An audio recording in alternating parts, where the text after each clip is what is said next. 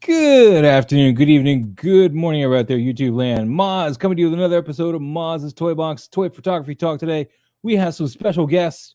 Local Lou will be with us shortly, but right now we have PL Toy Box Photographer, A.K.A. Pablo, and Crimson Viper, A.K.A. I don't know his real name, actually, so we'll just go with that, A.K.A. something. Let me unmute them so they can come on in. And what's going on, guys? How you doing today? Going on. Hey, Right the on. name's Chris, by the way. Chris, there you go. Now we know. Let me give a shout out to everybody who's in the channel or in the chat right now. Da Collector, first one today. He beat out Noble Young, who is almost always here first. In fact, I thought that was just the thing. He'd be here first every day. But Da Collector beat him out today. JP Rex in the house. JP Rex says, yo, let's get this show on the road. Really excited about the cool stuff you guys are doing. Thank you. I'm excited too. Darkwing Collections, good morning, everyone.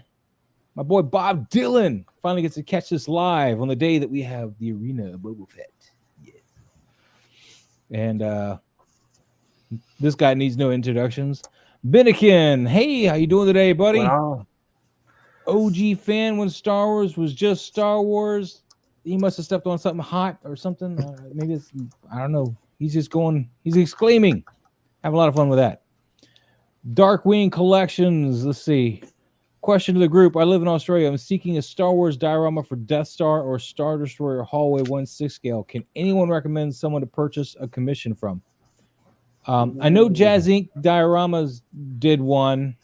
I don't know if he still has one. So there's one there, but and maybe Bob Dylan would be the best one really to ask. OG fan, yes. Arena suit, Boba Fett in the house. I have a doppelganger. I have two. Two doppelgangers. Guys with We're all bald with glasses, man. We're rocking it. We're gonna start our own club. That's right. What's going on? 808 Michigan, Noble Young. Something popped up. Damn. I'm sorry.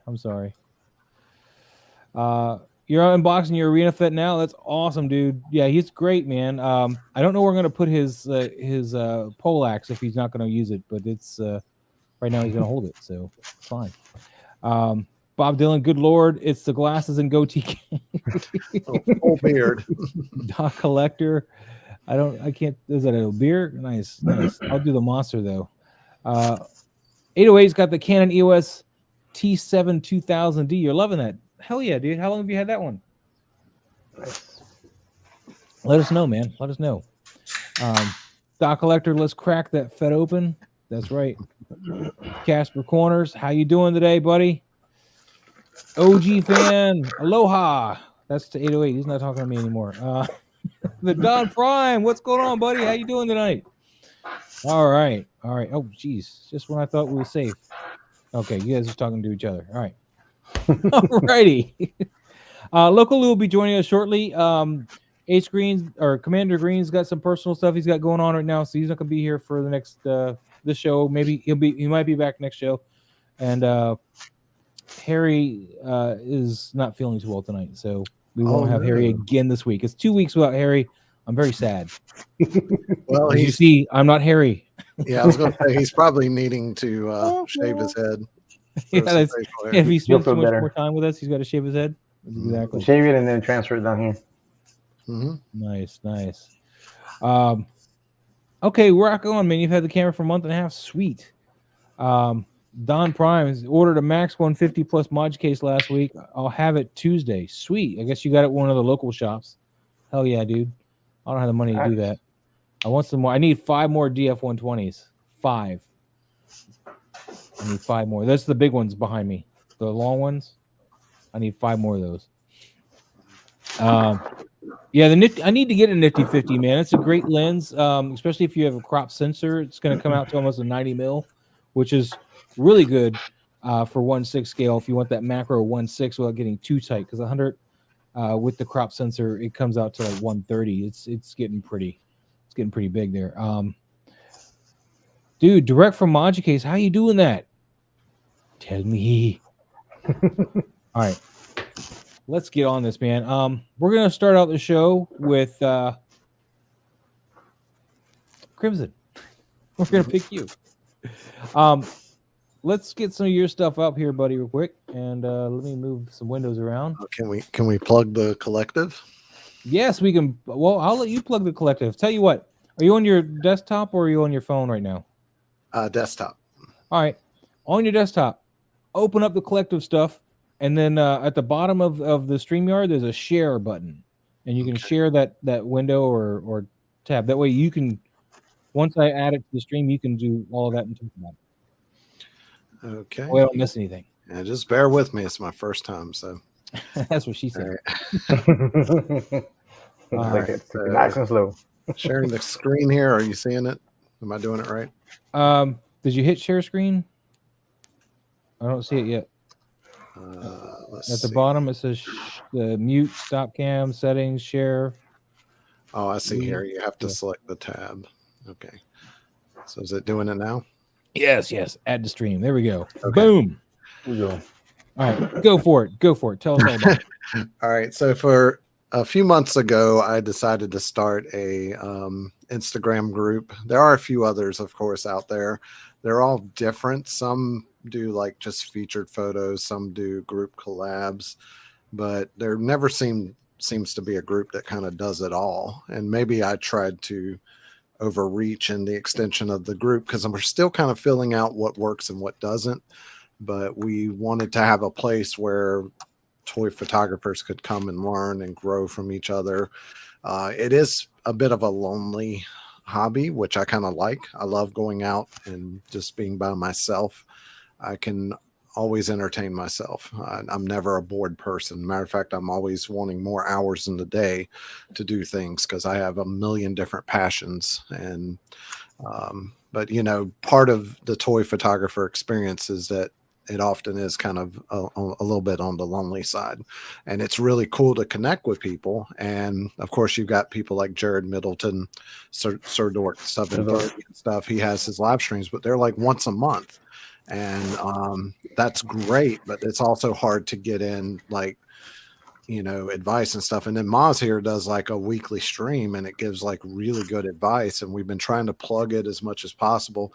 Because one thing I've noticed with the group is that you have people that really like doing toy photography, but they're kind of not really interested in growing. Like they kind of just do it as a side little thing, just as a distraction. And then you have people that have a real passion for it, and they're constantly, they're like a sponge. They want to absorb every little, you know, bit of advice that they can come across.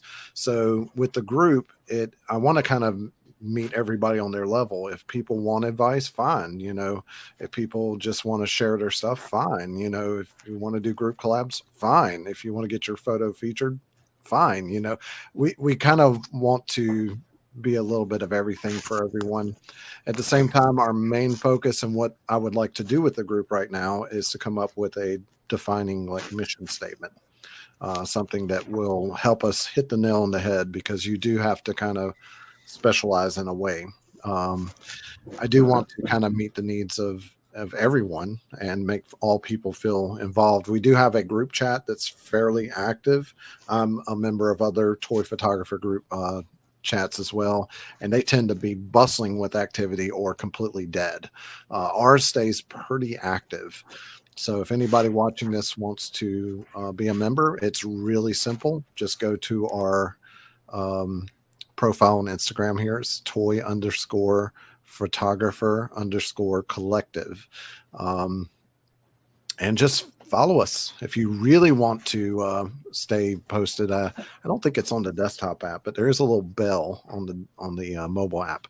You can tap that, and that makes sure, because you know that we all know the algorithm lately has been just garbage. Yep.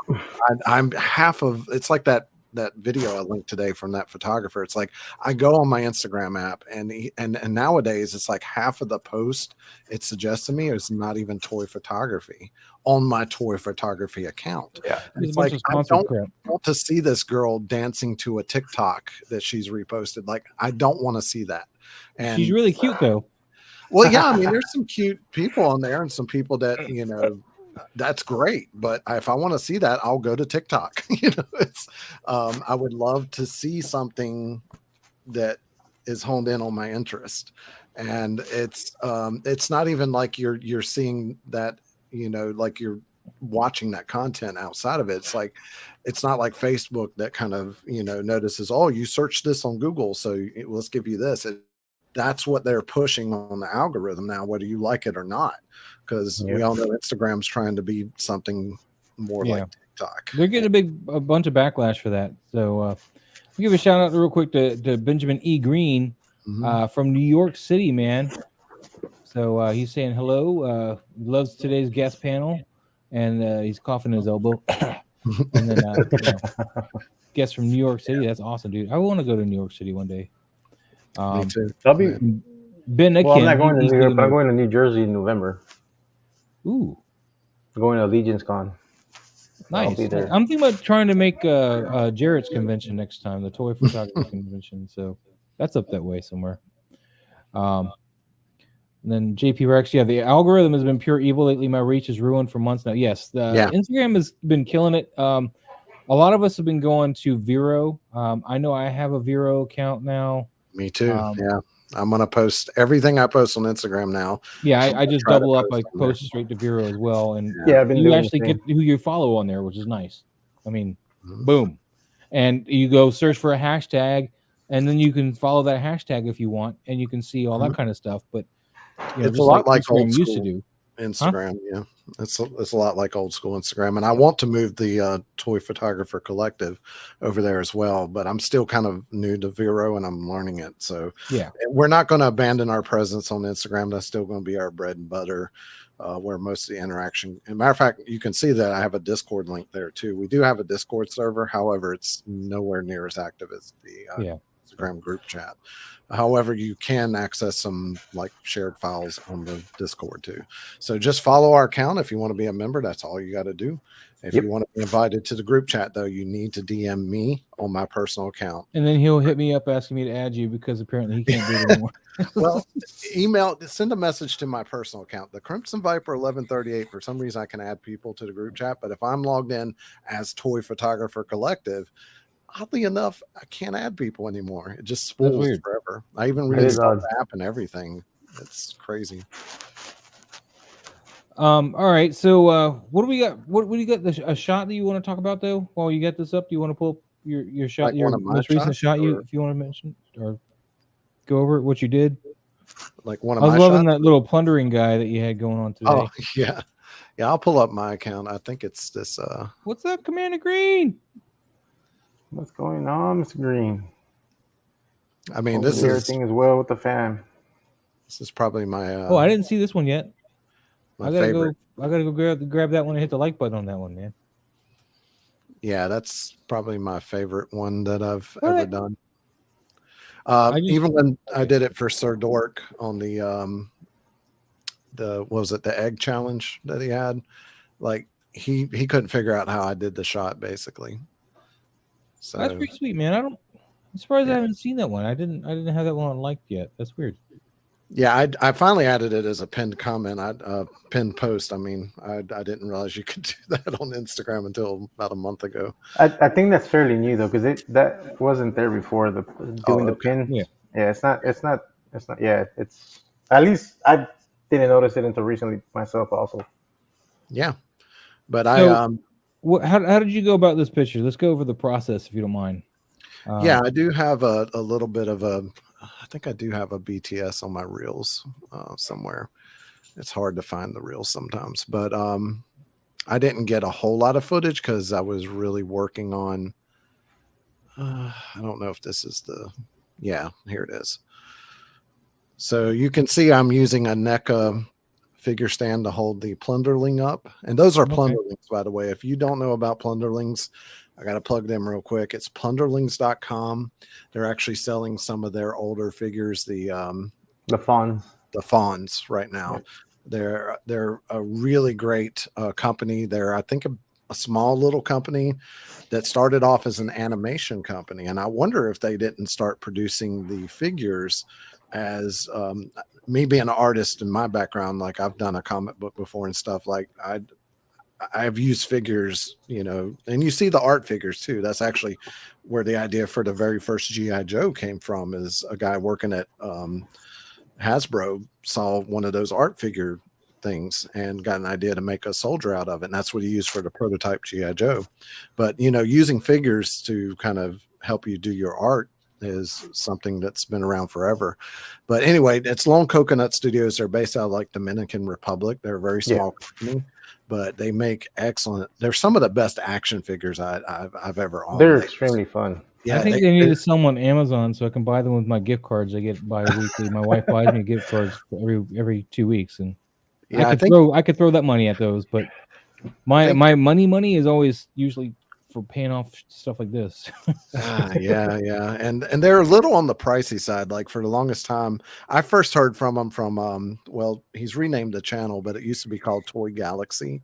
He did like the best of 2021 figures, and I saw the one that's in this photo, the Goyle, Nomad Goyle is his name, and I was like, "Ooh, that's kind of a neat figure." And that was one of his finalists for the best figures. I was like, "Well, I need to check those out." And I saw them in a little local toy store where my girlfriend lives, and they were like $40 a piece. And I was like, "Ooh, you know, that's a little pricey for that little figure." But man, I got Goyle, and now I own 4 others on top of him.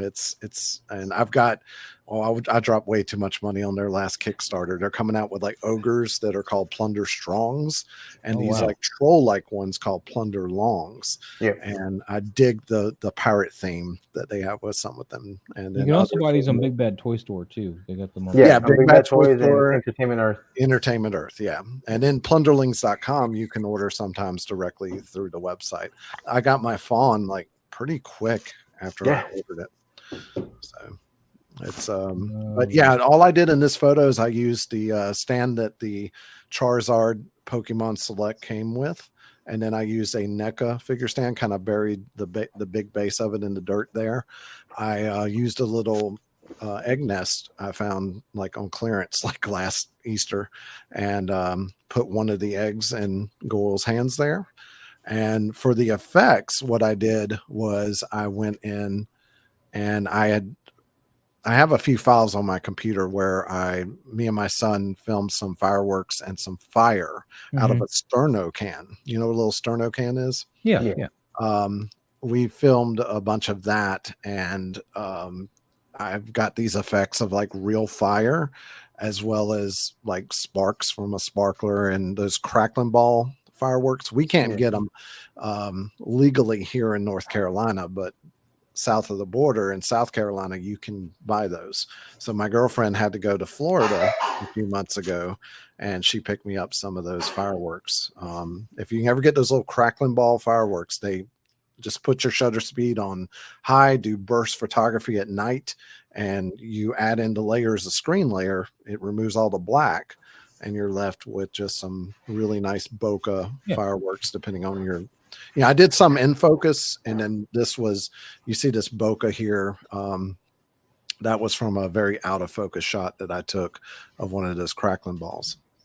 Okay. So, I mean, and I even added, the tail.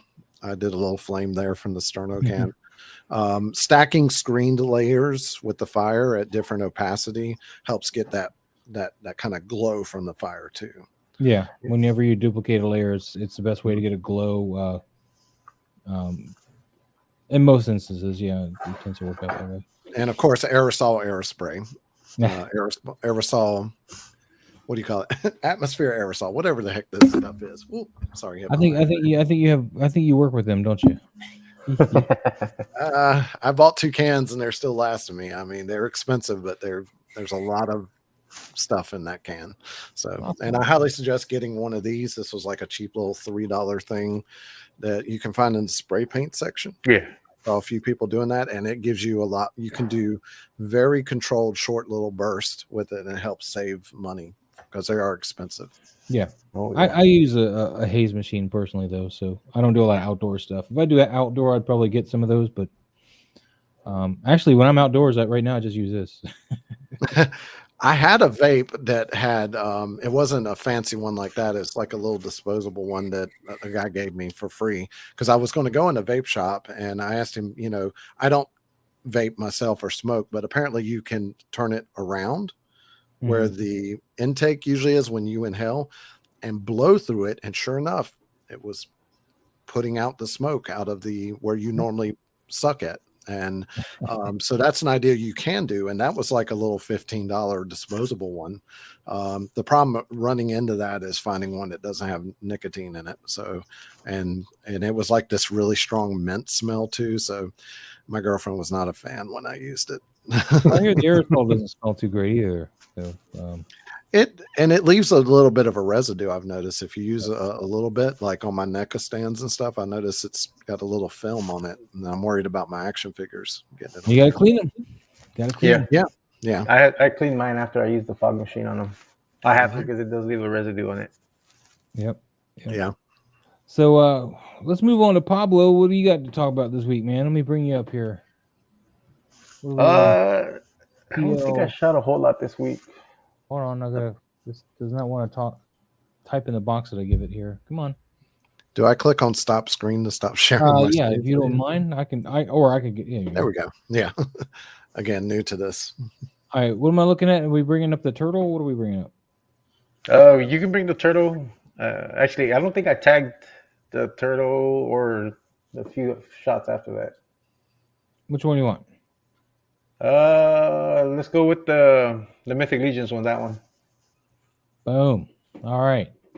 So this is one of your more recent shots, Mythic Legion figures, and we were showcasing this one the other night in a conversation, trying to help one of our users in the Toy Photographer Collective shoot more night shots where you can actually see them, because the shots were really dark.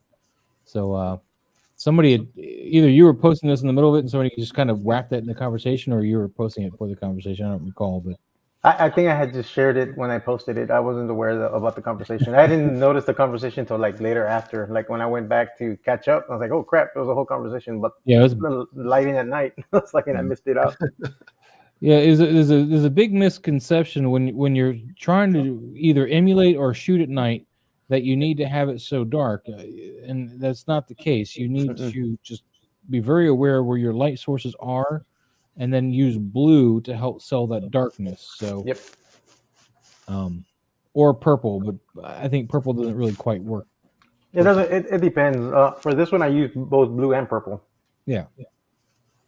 And sometimes in the film industry, they do, day for night shots. They'll shoot in the daytime, and it's just through color correction. Yeah. They want a lot of detail and stuff. And it's funny because if you start paying attention to lighting in movies, I don't know if you know this, but my graduate degree actually was from a film school. But studied film and stuff. But if you start paying attention how they light in cinema, you will notice how unnatural the lighting is often. Like whenever you see people in a forest, there's always like a huge, kicker spotlight behind them. Mm-hmm. Or when people are driving in the car is the worst one. It's like, how bright are your dashboards that your face is so well illuminated? So, we can cheat a little bit, just like in cinema they do. Sometimes you can just color correct it, do post-processing, shoot it with bright light, but then in Lightroom and Photoshop, you can make it look like night. Yeah, you can. It doesn't really work out the best, though. I mean, you can usually tell that kind of alteration, particularly when you're just starting out. True. Because I know when I was just starting out, that's how I had to do it, because, I was shooting outdoors, and I just used a blank skyline, and I was like using Photoshop, replace the sky, make it dark, and I was like, this looks horrible. I watched Pixel Imperfect, and he made it look so easy, and I'm doing it, and I got all kinds of harsh lines and nasty, and that one never made it to Instagram. Just saying. Some of our shots never made it to Instagram. We keep those in a vault. Yeah.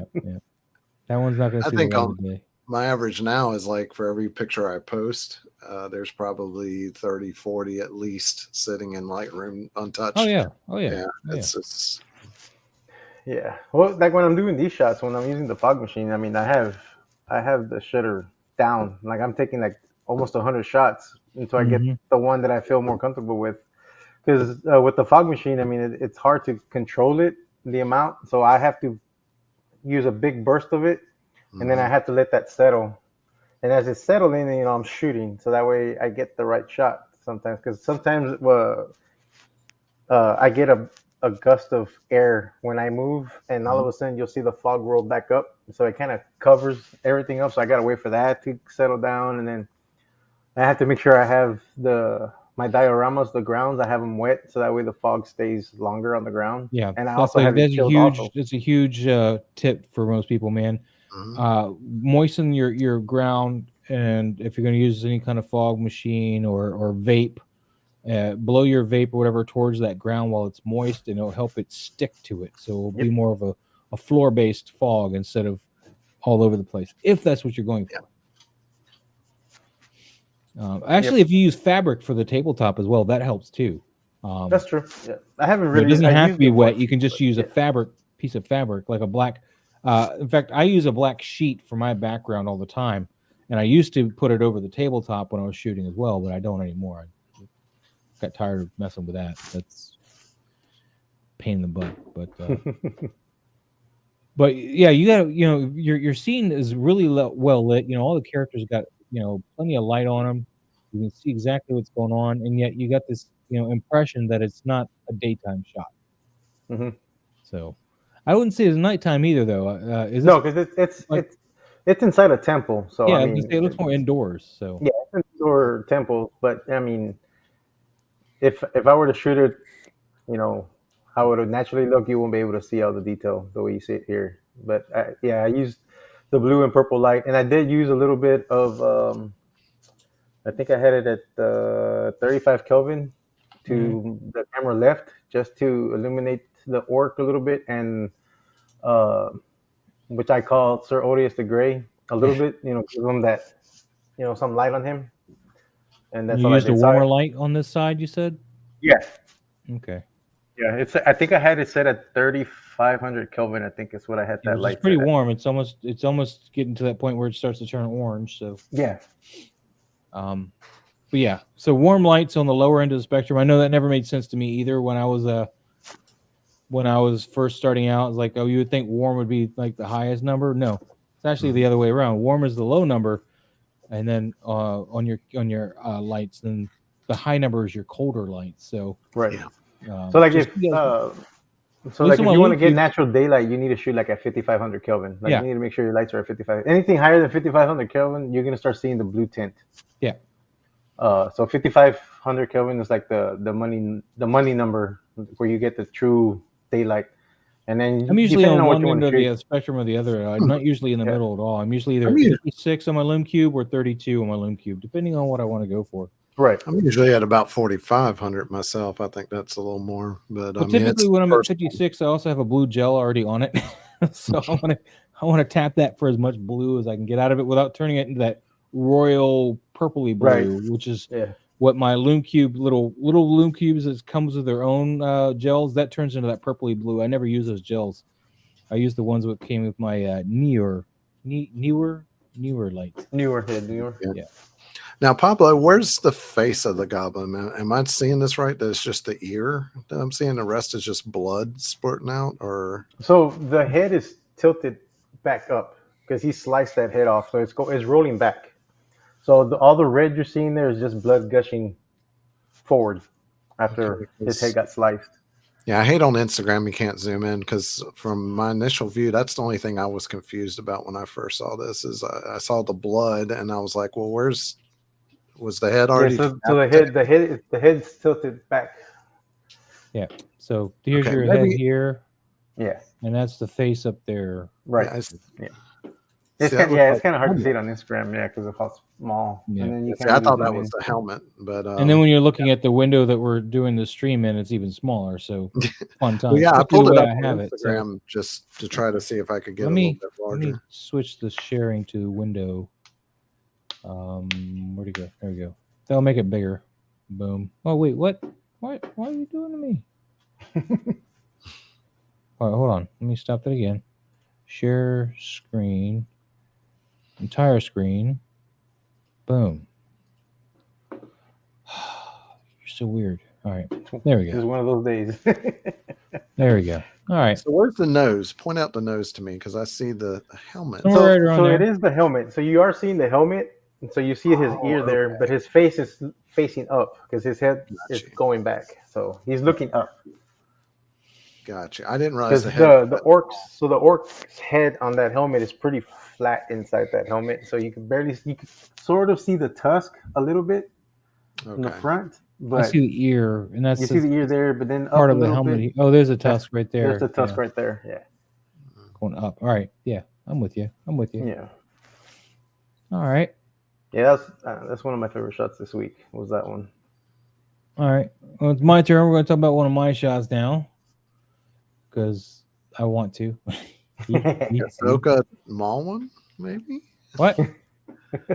Yeah, that's what I was going to do, man, because this one just That's a great shot, man. it turned out fire. But what I want to do actually is let's go here and look at it. This is Vero, guys. I don't usually use their. Ooh, that's way too small. It's the nice thing with Vero too is it barely compresses your images, unlike Instagram. But Instagram's gonna let me look at it bigger, so we're gonna go back to that. Boom. Was that after you clicked on it also on Vero? Well, I clicked on it once. I mean, how many times did I click on it? I'll try it again. I'm surprised it made it that small. Yeah. Huh? Yeah. Made it small. Okay. Actually, I'm gonna do it this way so we can see it even bigger. Let me bring this up. Come on, move. You got me wanting After Effects now. Well, this is the lightsaber pack that we gave away with the membership. That's what I use here is the lightsaber pack from the membership. The only thing I did to add to it is I added a little bit of lens flares here, here, and here. And I mean, you can barely see a lens flare, but it's just enough to make it look hotter. So it just kind of makes it more. I think Ahsoka's is the one you can really see it on. So you see it. Yeah, you can see it right there. Yeah. So, what's going on, guys? Let's see, toys through lenses. That's an awesome Clone Wars. Thank you. JP Rex, the geek, love the lights on so much on this shot. I do too. I'm actually very proud of it. Yeah. But let's talk about how I did the lights, okay? Because unfortunately, I didn't film this one. I got kind of annoyed with. I had to go back and take this shot like a couple of times because I kept finding little things wrong with it. So I was like, by the end of it, I was like, hell with it, you're not getting filmed. The way I set this up is on this side here, a little bit in front of Ahsoka, is I had my blue light source, just one light source, just sitting straight over here, kind of in front and to her side. And as you see, it's also hitting that inside arm. So it's hitting all here. So it really, given the angle of the shot, it's really compensating for all the blue light that would be cast on her from both of her lightsabers. I mean, if you want to nitpick, you could say there might be a little bit blue here on her elbow, but you know, the red and blue, I think it kind of cancels it out. And so it's more of a white light. So, and that's kind of how it is. So I just left it like that. I didn't bother to put it where I had to really play with light though. For the lightsabers is I had to put a red light down over here facing, actually it was more upwards. So it wasn't facing too low, but it was more upwards here, facing straight at Maul, hitting the side. And that got, you know, all the light on this side of Maul, including some of his pants leg, all the stuff this red lightsaber would be casting on this side. What I had to do then, though, is after I took the shot, I realized I forgot to take a second shot. In order to do this, if you don't have enough lights, you got to take a second shot, and you want to put a red light behind Maul and facing, you know, from like over here behind him and facing back over here. So you can get this red on this inner arm because you got two sides of this lightsaber. This light is giving off red on both sides, and this is where you're going to see it. Also, my initial shot, my first shot, didn't have any red on the hilt, so you know that worked out that I had the second red here. Otherwise, though, I got another blue light up here, and it's just really for ambience, you know, just to let this fall off kind of happen. And since I didn't have a light facing towards Maul, what I ended up doing is I took a paintbrush and I did like an opacity of like 15% with the same blue, and I just did a big blotch of paint, and then I did a blend if. I don't know if you guys are familiar with that. So you double click on the layer, not like the name or anything, but just off to the side in the layer list. And there's a thing that comes up, and you can pull a little arrow where it says blend if, and it will affect the underlying layers. Basically, what it does is it brings the blacks back out from the direction I pulled it. So everything that's lit up has now got a little bit of blueness to it. And, that's how that worked out. I did try putting a light over here, but it made his face too glossy, like plasticky. It just didn't look right. So I wanted a softer blue hitting his face, and I found the best way to do it was just to do that It worked brush well, and just man. kind of say again. It worked well what you did. Yeah, because the brush hit all of this on him. I mean, I masked it out of her entirely. It hit all of this, and I just blend if and just got a little blue cast on them, just a little bit, because I mean they're what 15 feet away, maybe, or maybe 10 feet away. So her blue is not going to cast too hard. Yeah. One of the other things I've noticed too when I'm doing this, if you guys have a decent photo editing software, is for the Hot Toys, I leave the blades on the hilts. That way, when I go to draw the blade on there, I have a straight line to the base, the length of the blade, the angle. I don't have to sit there and figure out where the angle is going to be.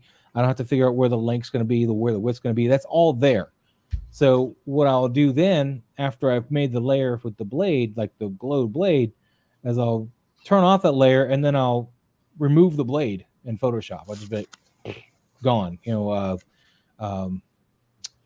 content aware fill, and just let it get it out of there, so it's not overlapping at all and showing through that layer at all.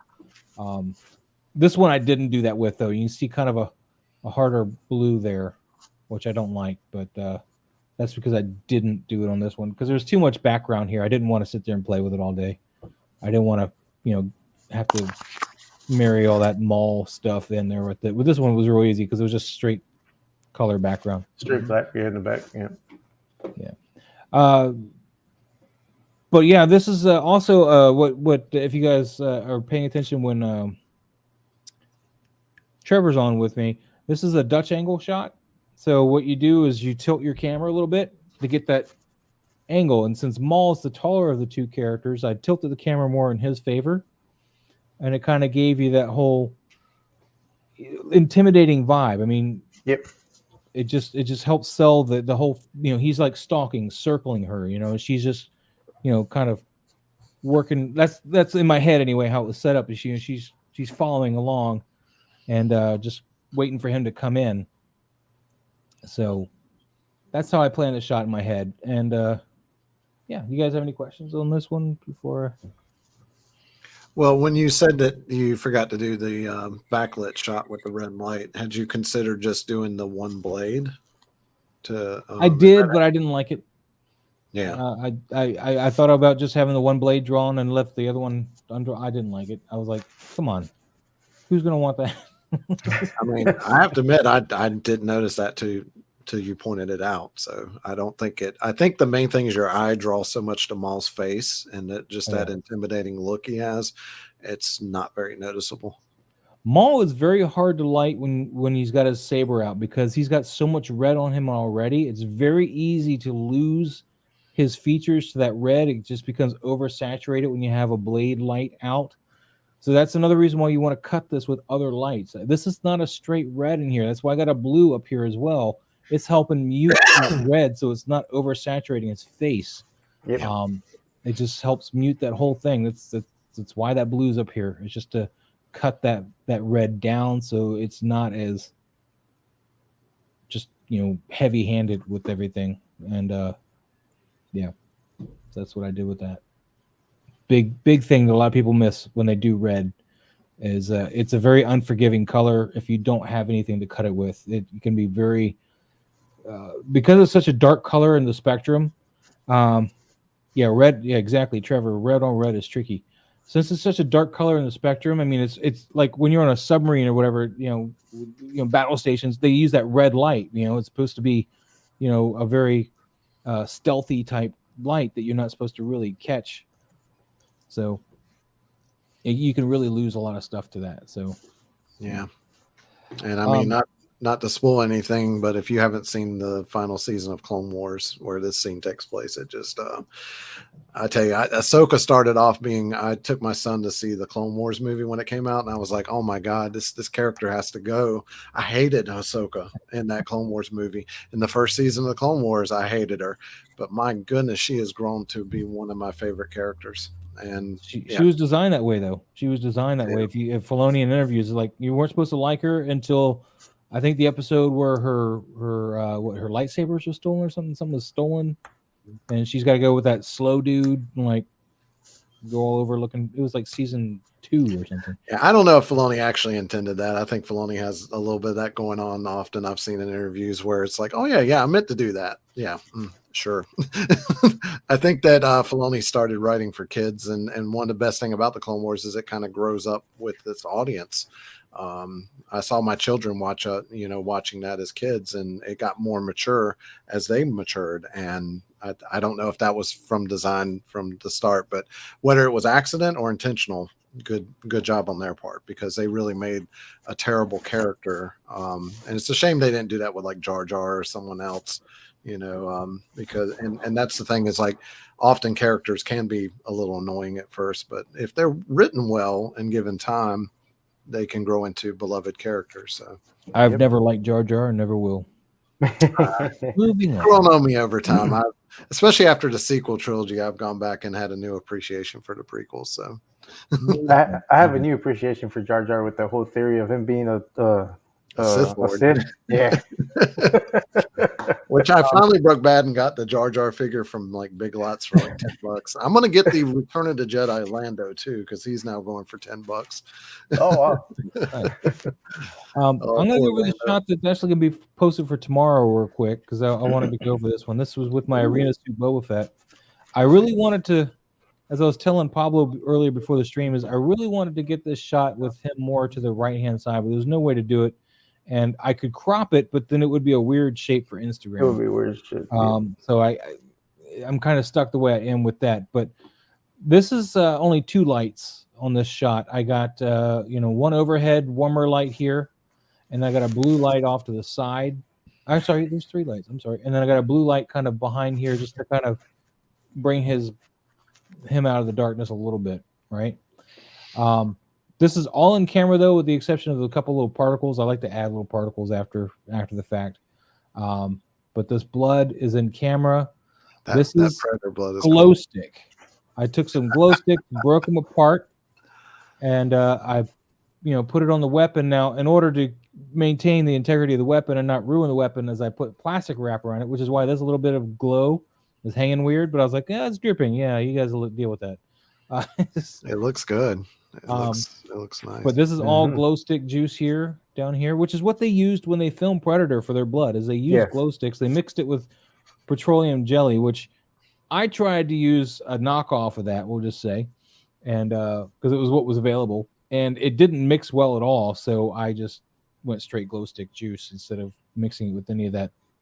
Well, it depends on what glow stick juice or what glow sticks did you buy to break. Whatever Walmart had, man.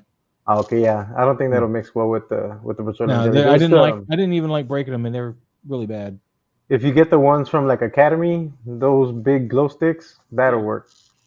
Because I got some guts left of my glow sticks here. These are the yellow ones. So this is inside a glow stick.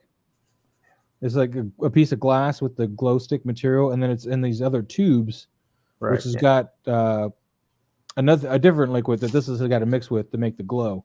So I broke them out of the tubes by cutting them off, and then I've got these, and I drained 1 bit of juice into one of these. Very nice. And another bit of juice into one of these. This is the green. So that's how I did that. Yeah, I didn't want to say it, Trevor, but okay.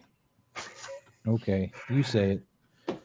You big naughty man, you. You big naughty man. Hey, what? What's going on, Dockinator? What's going on? You want to do what with the gaffy stick? I'm pretty happy with this shot in most regards, other than the fact that I feel like I needed more of a background to it. And the problem is the angle that I was going for, I was going for, I didn't quite even achieve it. I was telling Pablo this earlier too. I wanted the camera to be kind of just in here, looking at the predator, but the lenses that I have and the angle I was going for, I couldn't get enough of one or the other end of the shot because I definitely wanted to have like a victim to cause this blood, so I needed the head, right? So I couldn't angle the camera too far up because then I'd lose the head. And then, if I do that also, I'm then going and like looking at stuff that I can't cover up here. So Yeah. I had to not go in as low as I wanted and get that up angle. And it just ruined everything as far as putting any kind of background back here because I don't have anything big enough for that angle. And in fact, the reason why he's over here is because I had to layer the image on top of each other and scoot it over and then blend the edge over, so it just made it longer. So that is a little bit more Photoshop, I guess, I had to do. But all this side here is blended over. Now, if you ever decide to redo this shot, I'm sorry?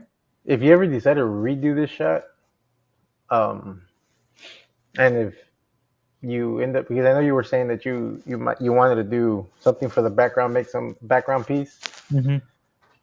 I would move Boba Fett where you wanted him initially, and I would put like an arena door, saying have Well, that's what I had numbers. on background. Is I had like a door, It but had the numbers background's like not long sector enough. something, like to make it look like an arena, like they're in an arena pit. Yeah. And I think you could have gotten that angle, or not the angle, but had Boba Fett more to the right, like you wanted.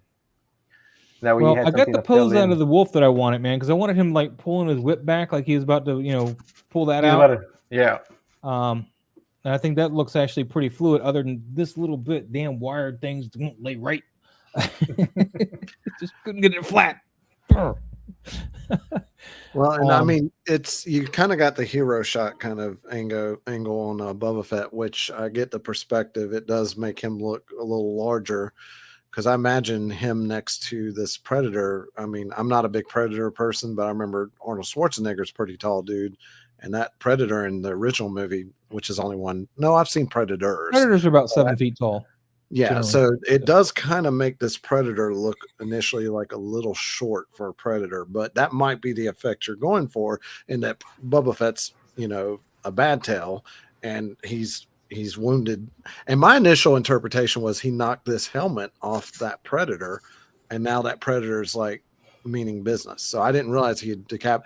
And I was wondering why you didn't have some blood on the Predator, like around his neck or something. Where I wasn't gonna ruin that figure, man. That figure it resells right now for like $700. So I'm not you even. You could do it as a Photoshop effect, though. Yeah.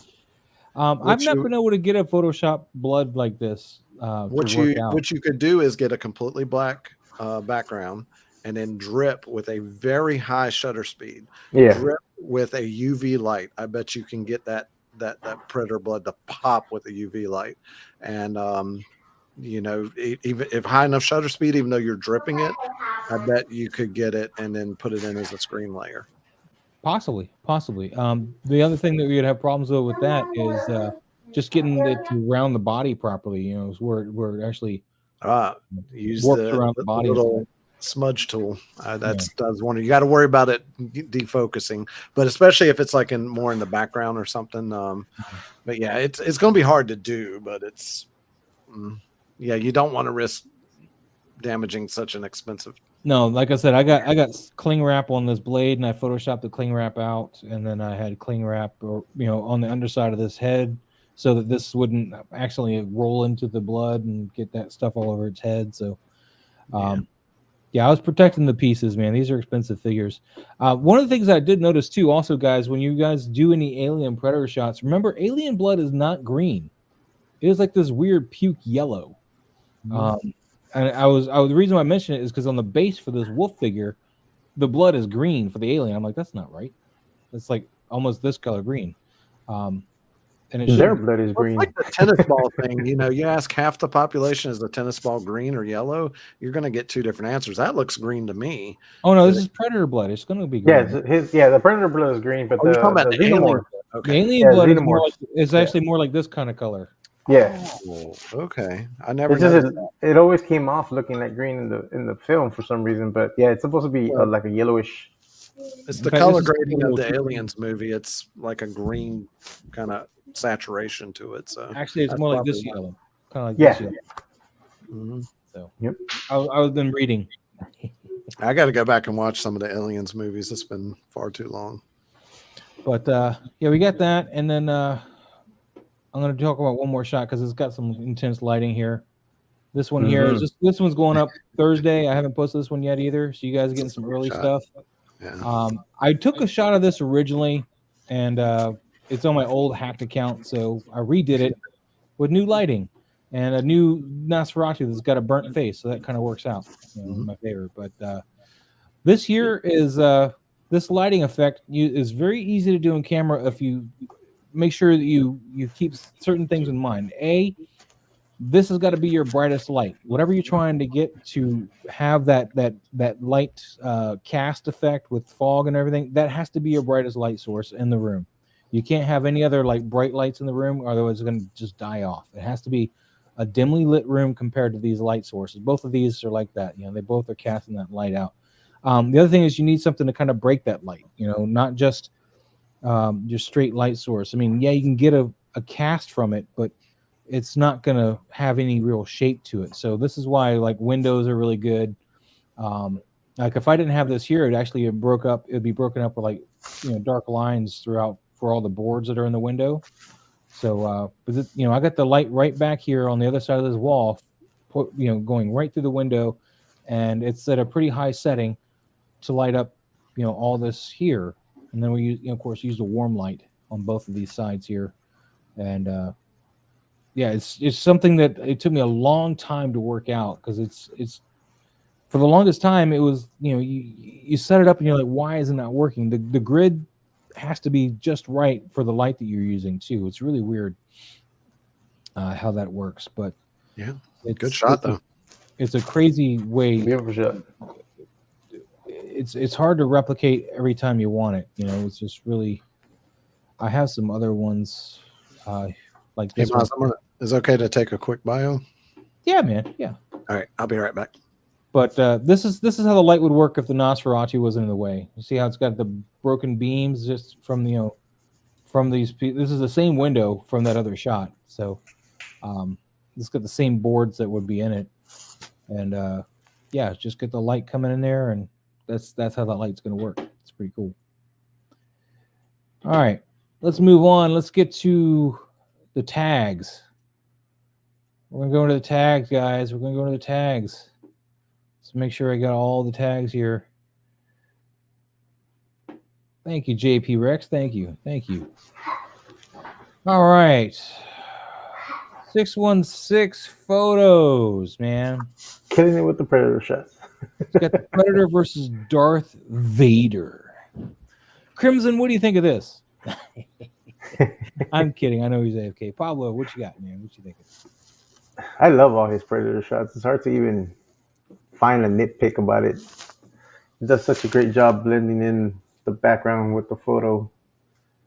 Do you have any Predators? Only a few NECA Predators, but I think I only have 4 in my collection. You gonna start shooting them anytime soon? Yeah, I know I started shooting that Alpha. Oh, well, I shot the Alpha Predator with Toka, and then I shot the Ahab. I shot Ahab recently also when I did the comic book cover. But yeah, I need to shoot more, and I think I have 2 Xenomorphs that I need to shoot also. But man, this shot is fantastic. All right, good. Crimson's back too. So this one here is done with Hot Toys. So this is a Hot Toys Darth Vader. Hot Toys. This is your Celtic Predator. It's a really cool Predator. This is a pretty good all-around shot. I would like to maybe get a little bit more light on this Predator, though, on the front side of him. I feel like he's a little too muted on the front. He's like, maybe just dehaze him a little bit. That might help. Just kind of pop him out a little bit. Bring some more of that contrast back in here. Because the contrast isn't matching. That's true. The background. Yeah. Now that I noticed, now that you point that out, yeah.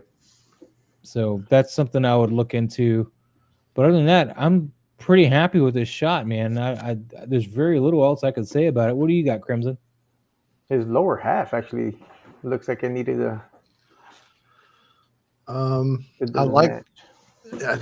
on Vader's helmet. That is a really good job of getting the rim lighting on the edge there to help pop Mhm. it from the back, and as well with the top of the chest armor.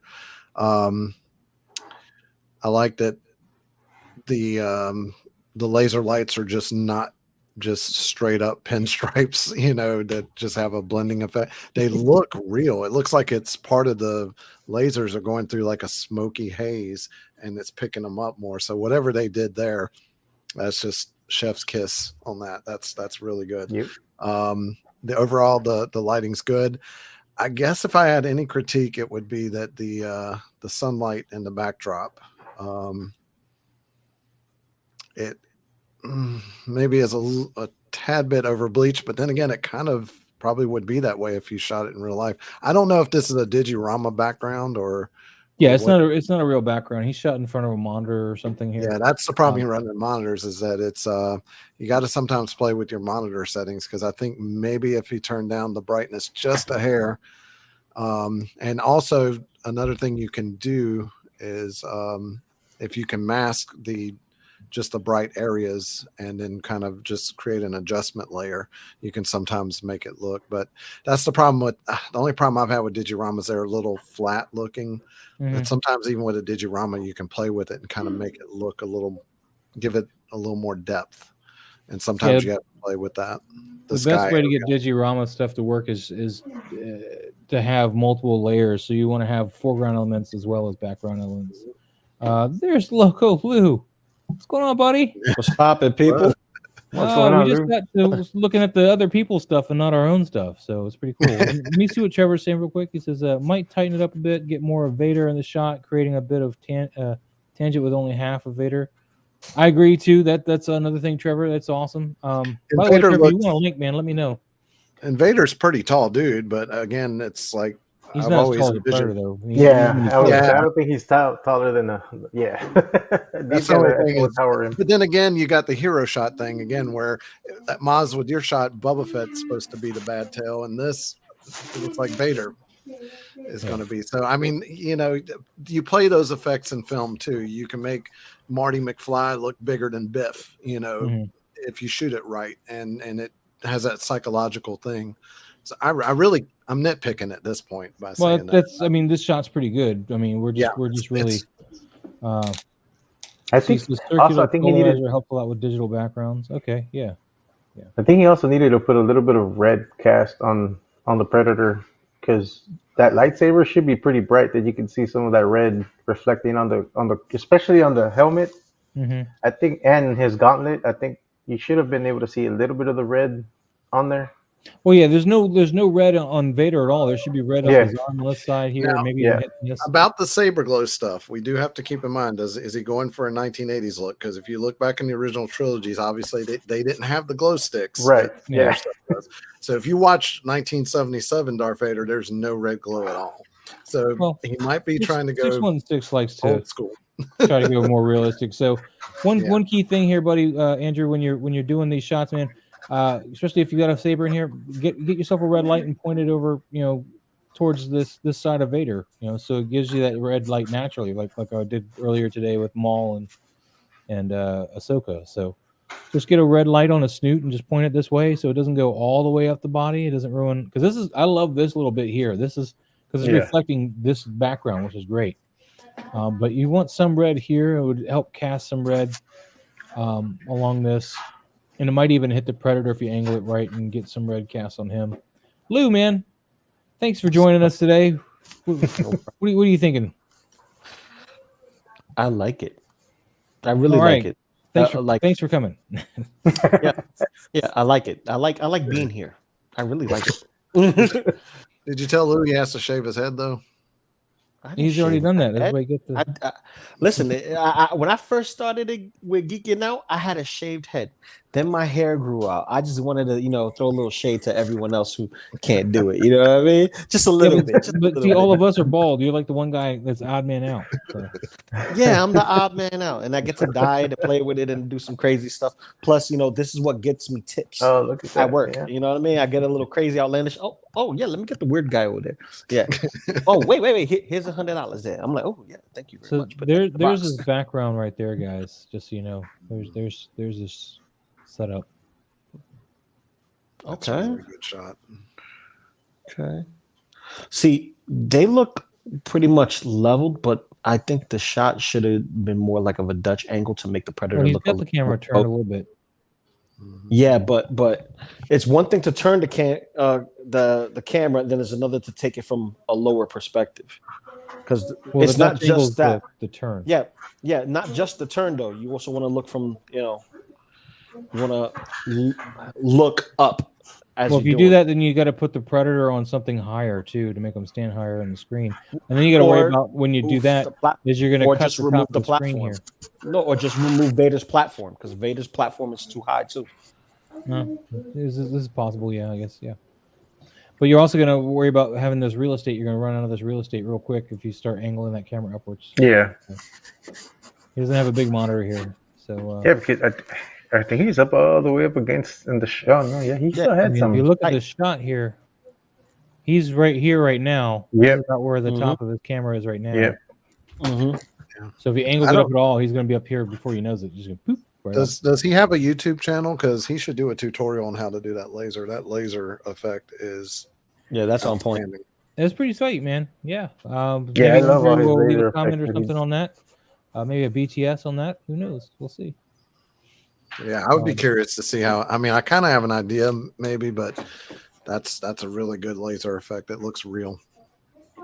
It does. It does. It has a cinema vibe to it. A very cinema vibe to it. It gives me that AVP vibes, the regular, let's see it through the smoke or mist, and, put some blue light behind it just to make it pop a little bit more.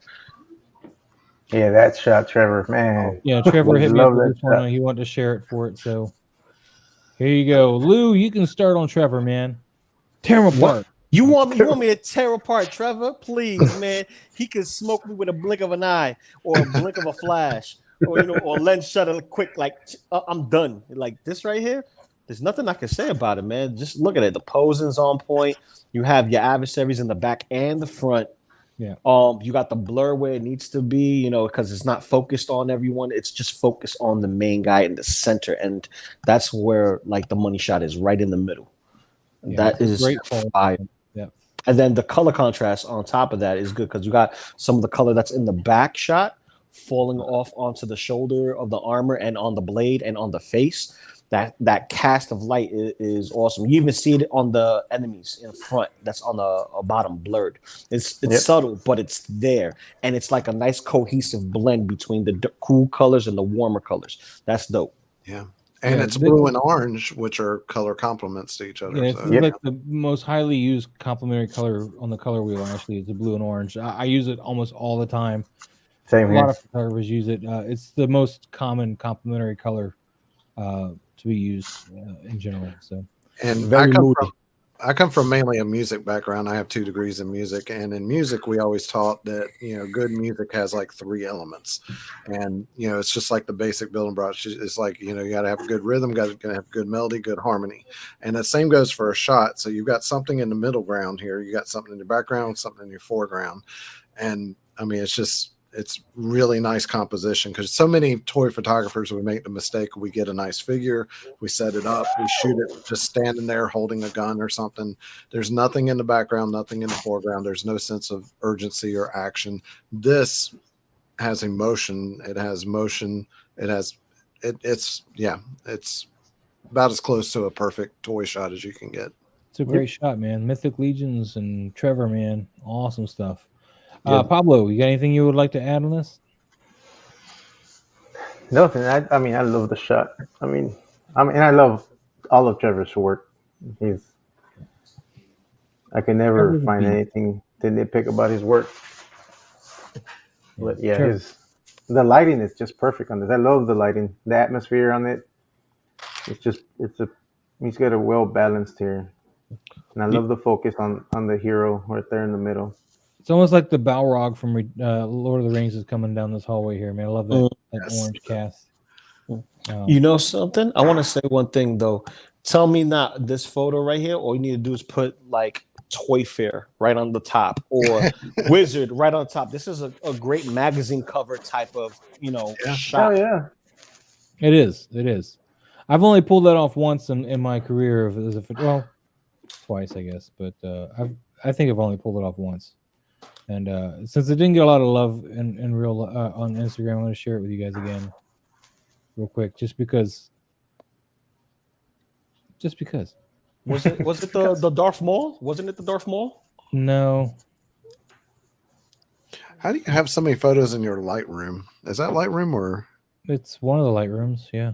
Okay, because I put like 10 pictures on Lightroom, and it keeps telling me I'm running out of space.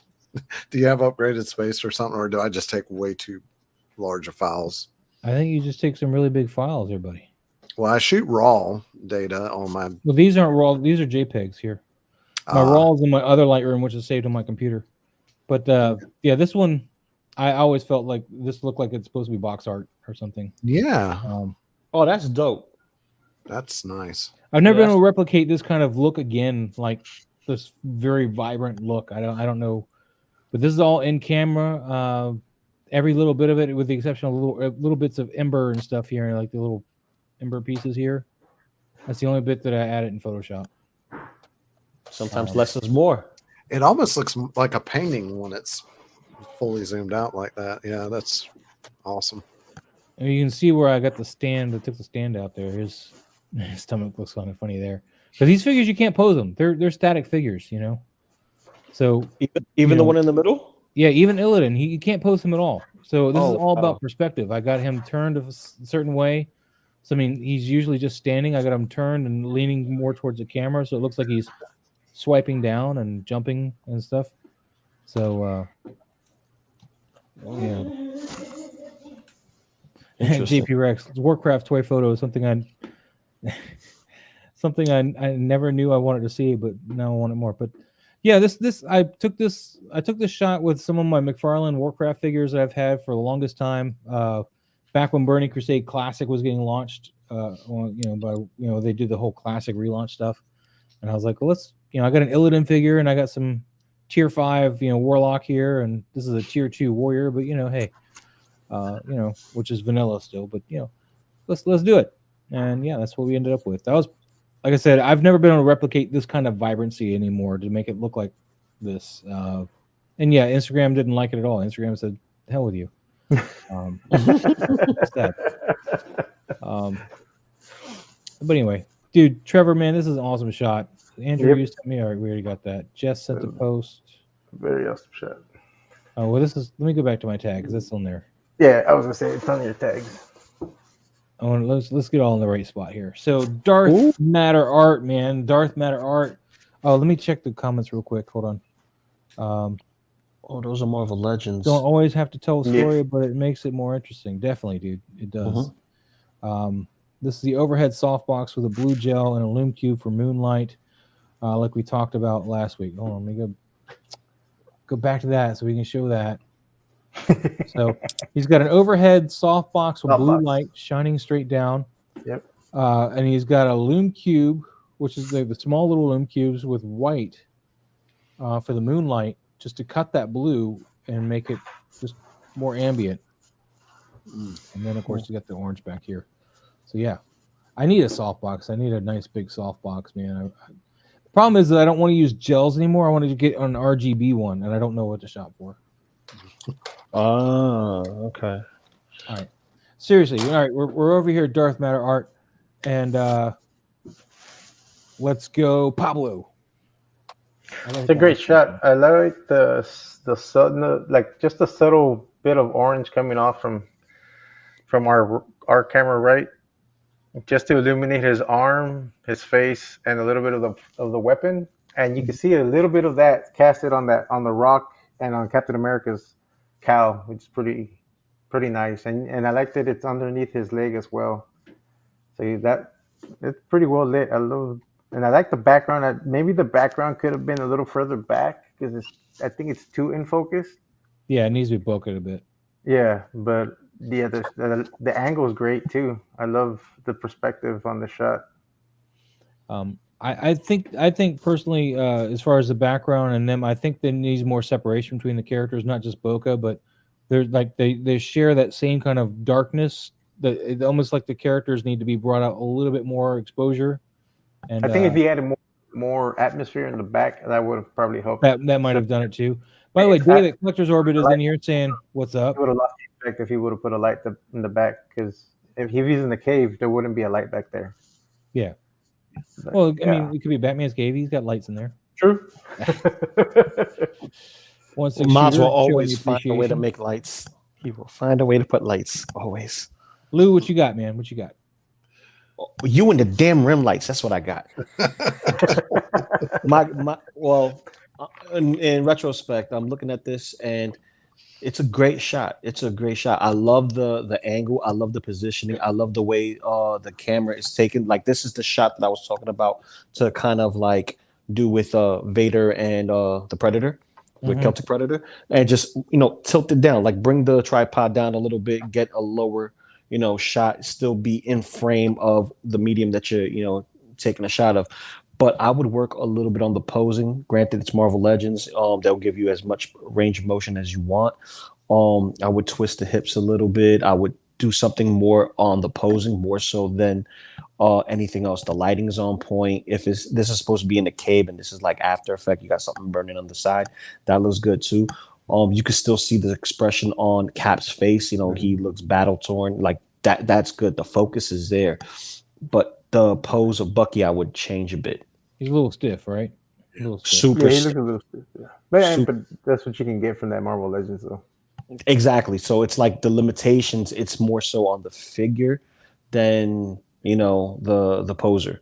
But the shot itself, maybe. Yeah, like what you guys touched on, maybe a little bit of bokeh, because a lot of the focus is on that boot.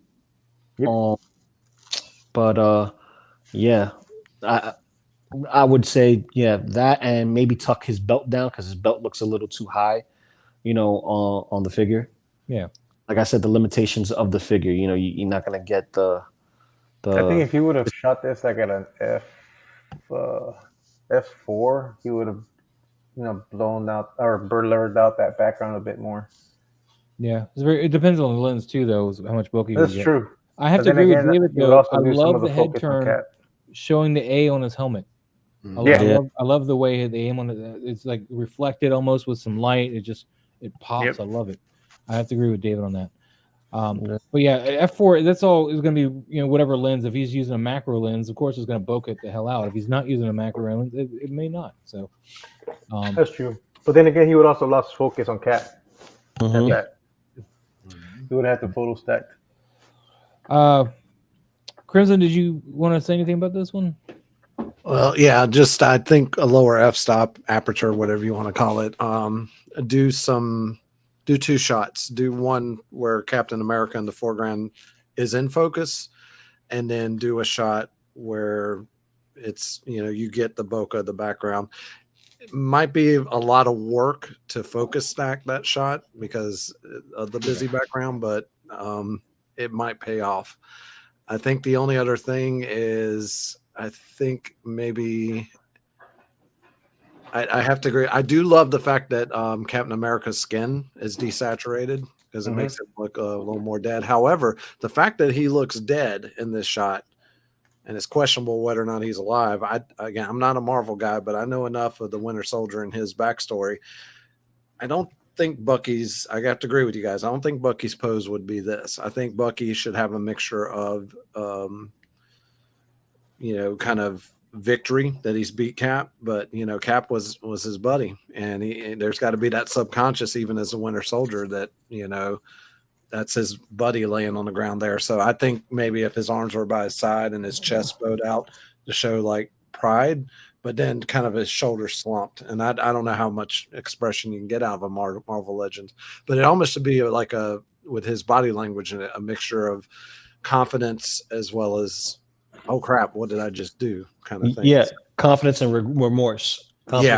A little, Because I think the facial expression on this figure is, and the way he's got it posed and stuff, it works.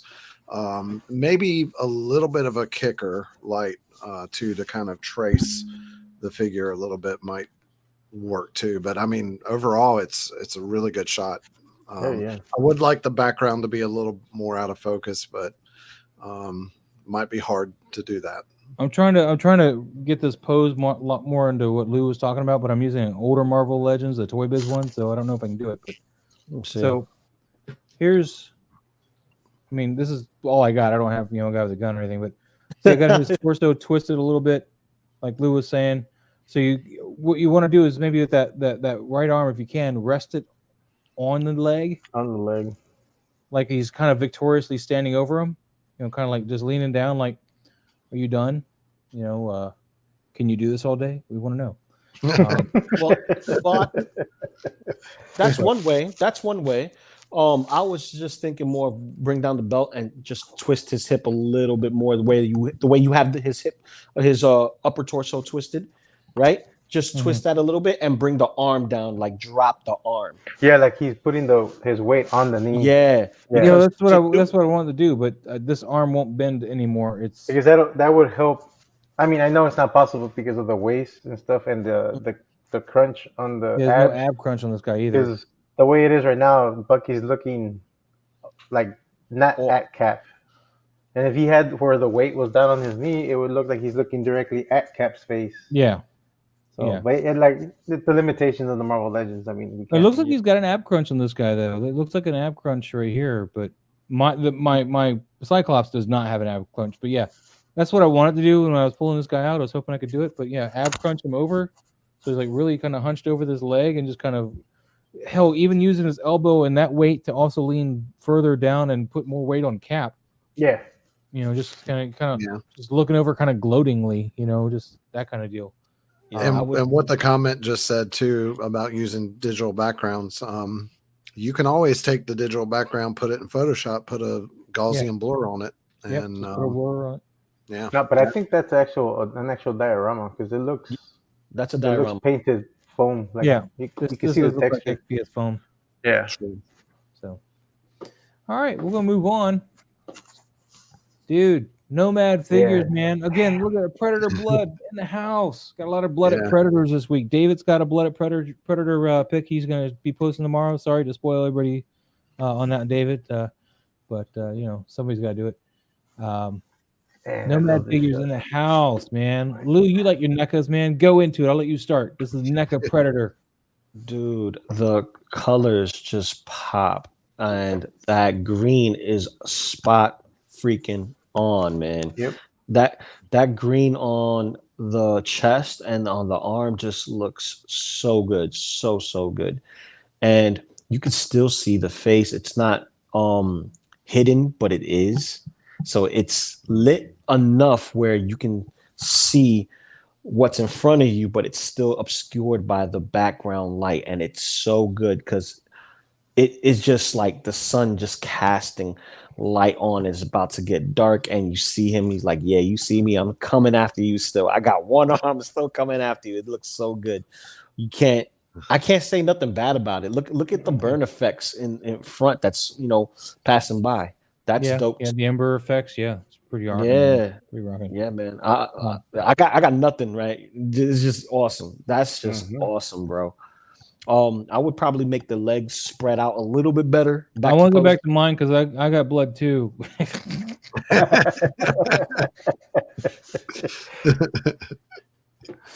Yeah, I would probably have a more of a wider stance on the Predator, but I don't know which version is this one.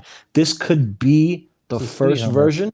No. This could be the first version or the hot toy. I can't tell. Let me see.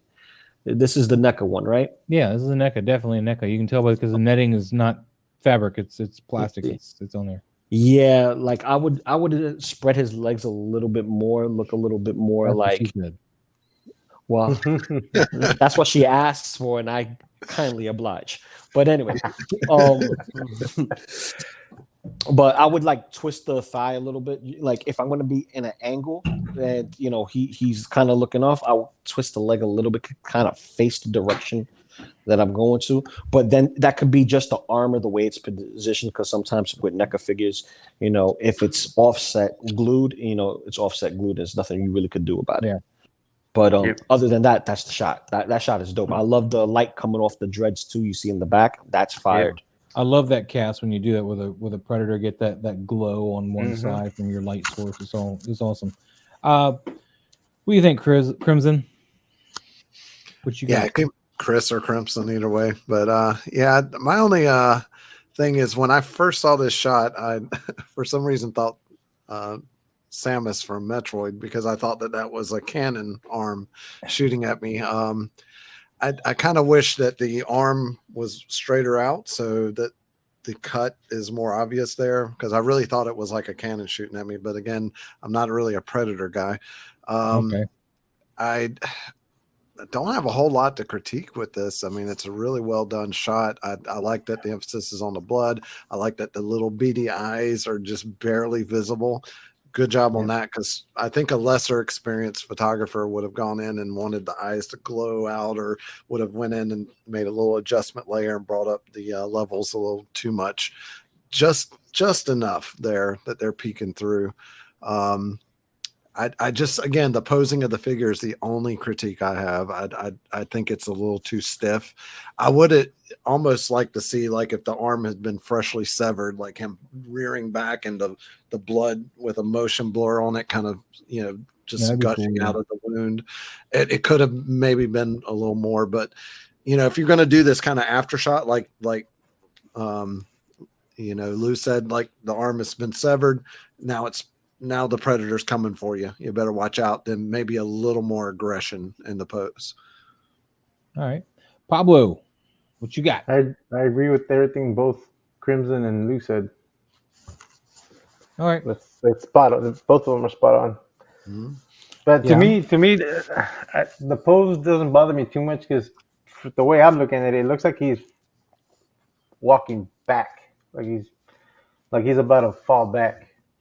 Yeah, I can see that. I get that sense of motion that he's going, that he's back, like, because I can see the weight going back for some reason. The way I see it, the way he has it positioned, so it looks to me like he's stepping back, like either he's about to fall back on his back, or like he's in that shock that he's just.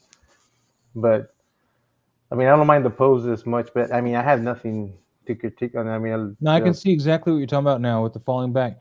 The only thing I want to critique a little bit is, I know you mentioned that you don't feel that we need a lot more light in here, but I think we need to bring out a little bit more of his face, because this mouth right here, I'm every time I look at it, I'm thinking of like a Lego figure, like the weird, like, blocky type mouth face, because it looks like it's a square, like, just square mouth. You can't really tell like any of that mouth features, and it gets lost, and it just makes it. It brings me out of the whole picture every time I look at them. Like, what is this? They put a Lego head on here. What's if he would have brought the exposure up a little bit, just a tad, just to show if you have Lightroom, you can just select mask this, and just bring up a little bit on this, just a little bit, just a tad, and help bring that out. Or you can just do a texture or clarity, and that would help bring out some of the little features to make it rise up a little bit more. Question: are we watching this through Instagram? Yes.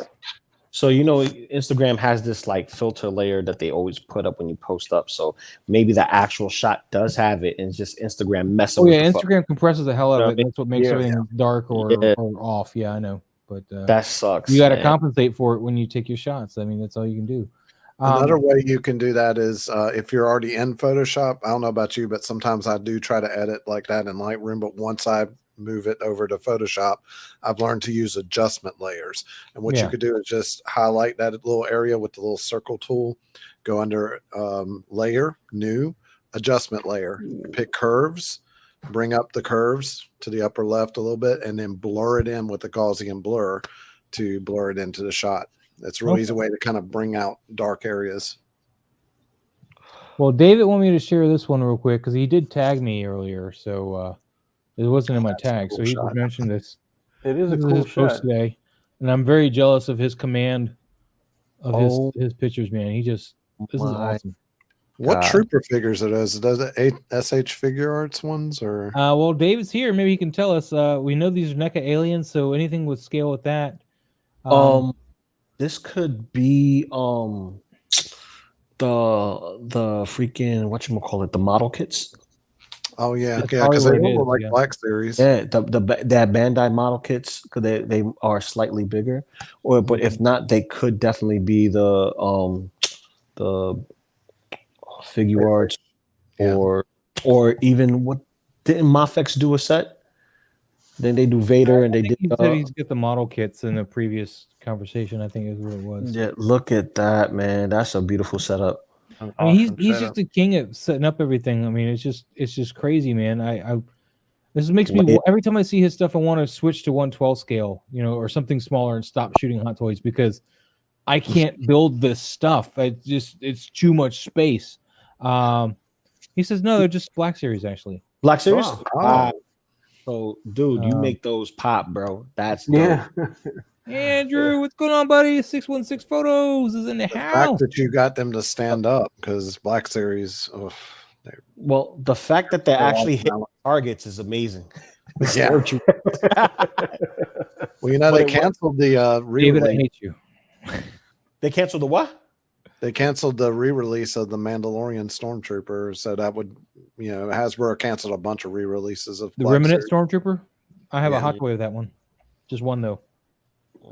You only get one, Maz. You only get one. I know. I need like 4. That was a 15-minute shot. Yeah, he took what, 15 minutes. Dude, What was his that? ability to what was set that one- mood. What was that one little light he has in the back right? That was an interesting look. Go back to the BTS. Back Did you right. see that light?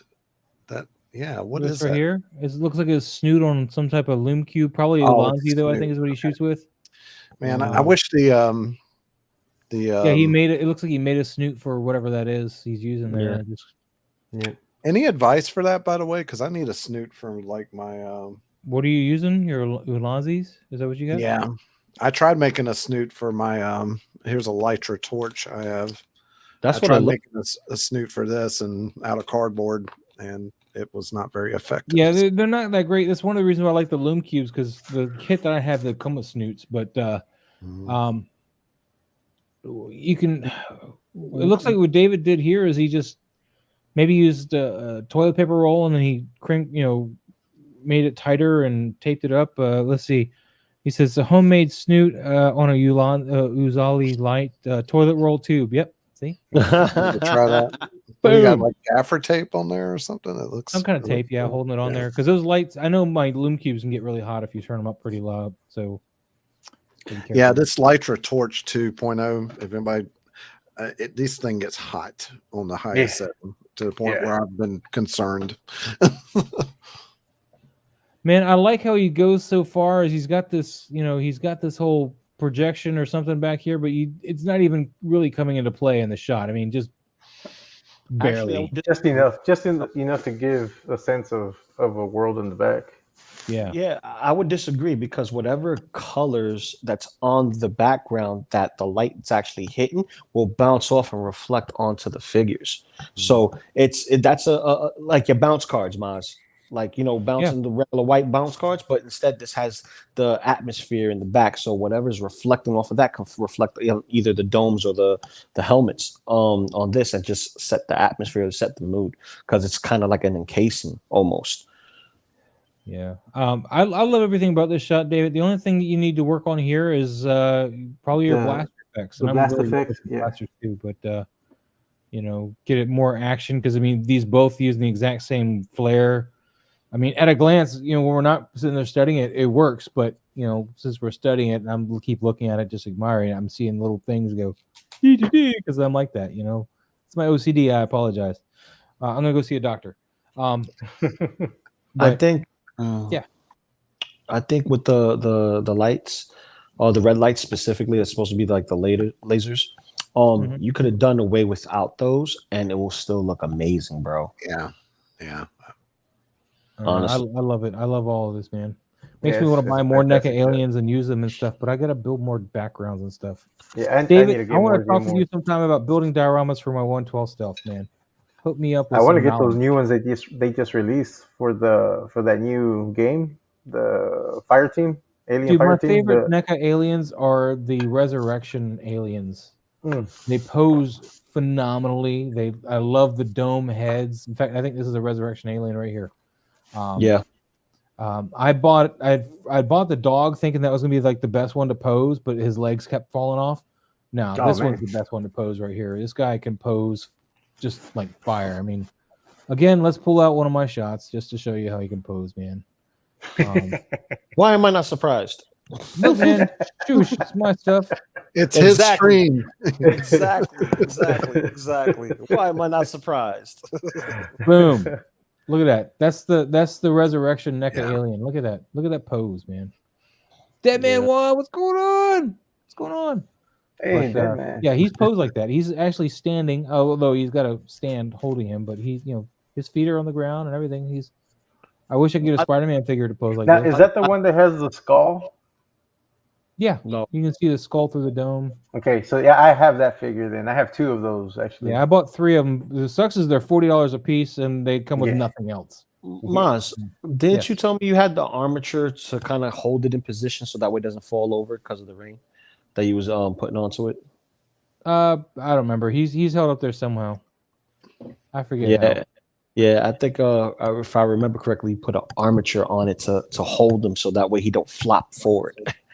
Yeah, there's more of those same aliens here. Yeah, That's a gorgeous shot. I love those aliens.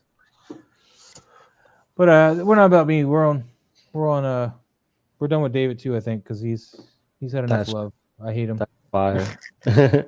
That's fire. Sitting at home trying to over this. Ooh, oh man. I hope you Yeah, get well please get soon, better. dead man. Well, I know you've man. been- Please get better, man.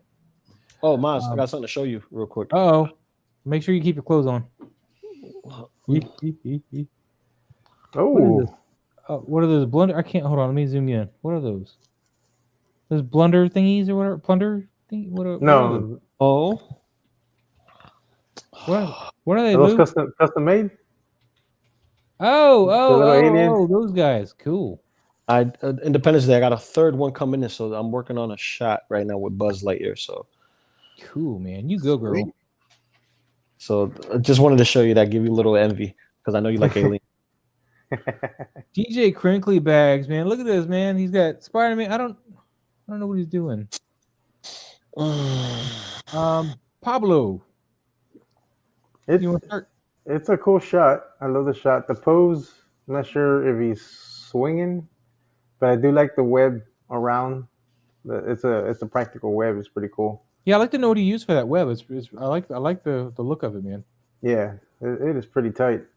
And the shot's great. I like the pose is unique. I don't think I've ever seen Spider-Man pose like that. It might be the limitation of the Marvel Legends also, but I have that figure. I'm pretty sure he can bend a little bit more, but it's a cool shot. It's very. Yeah, the pose I like the cast of the purple or the pink, the hot pink and the blue. Like. Mm-hmm. But if you think about it, though, the real symbiote suit, like it wouldn't really catch that purple and stuff. It would absorb it because it's black, it's fabric. So Yep. it wouldn't really do that. So you got to keep that in mind too. But if you don't care, you don't care. That's cool. Crimson.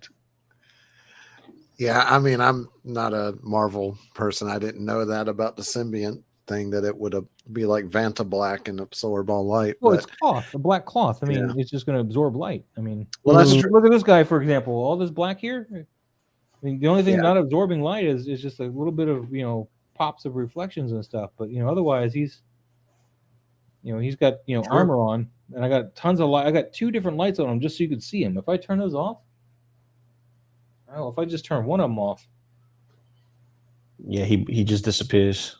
he just disappears, man. I mean, and I still got plenty of light in this room, but I gotta throw light. I gotta throw light at this guy like he's going out of style, man. True. Now, I mean, you could soften the light a lot to make it look more like cloth. That's the problem with plastic figures. But I think the right leg. Let me get back to where I was. Hold on. But the thing is, All right, there you go.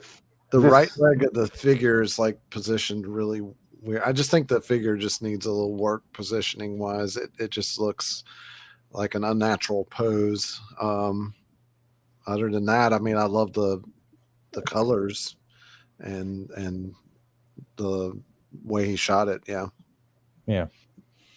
I can't remember if Huh? this, Okay. what I can't remember if this figure is based on the when he had the costume, or is this the actual symbiote? Because if it's the actual symbiote, it will reflect the color. It won't absorb it. Oh yeah, it's a good question, but that's. I I mean, just it's can't remember fabric. what.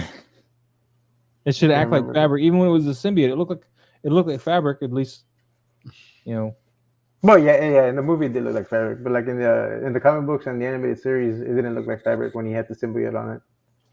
Well, to be fair, if you look at the animated series Spider-Man figure of Venom, he had the red and the blues bouncing off of him while he's web swinging throughout the city. Yeah. He was All very right, reflective. fine. When you Fine, saw I'm with you guys. Spider-Man with the suit, he didn't get the red reflection. He got the blue The reflection. blue, right? Yeah. He got the Well, they blue used reflection. blue a lot when they drew him, just to kind of break that up a little bit. Yeah, and that's a common problem with Marvel when they do black sketches. Like they'll They make them blue wash and they use out black blue. like shadowing. Yeah. Right. Bingo. Like stealth armor Iron Man is not supposed to be blue. He's supposed to be all black. Right.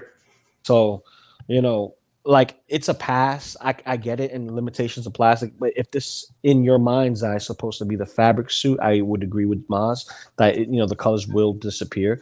But if it's the symbiote, the colors will pop because it's that glossy, symbiotic, texture. I mean, there would be a What- little bit of that purple there, but it wouldn't be like bouncing the way it's bouncing. Right. Because Yeah. it's shiny. It's a shiny figure. It's a Like shiny if this, figure. Yeah. And there's nothing you can really do about it. It's a plastic figure. It's going to do that. Yeah. But what you could can try do is that. use a soft light, and that would help eliminate Yeah. a lot of that bounciness too. You can put a diffuser over it, like a maybe parchment paper, or whatever you got around the house. Hell, a dryer sheet is a great diffuser. Mhm. You just use a Yeah, dryer that's true. sheet to Yeah. Enjoy put that over there, and it'll help break that light up, and it won't be as harsh. It won't cast these really predominant lights, which they look great if you think about this figure being plastic, and that's what you want to go for. But if you want to make it look realistic at all, Oh yeah. you don't Yeah. want this bouncing around like that. Well, Maz, I think that's why your biggest problem with scale switching is because the realism is in the hot toys, and then you go into the smaller scale stuff, you can't capture all that realism because it's the plastic. So I don't know. I have some fun with some of the plastic stuff, but yeah, you got to be careful. Yeah. That's true. I'm bouncing my lights off of white cardboard more now than ever because of the plastic reflecting, and that Yeah.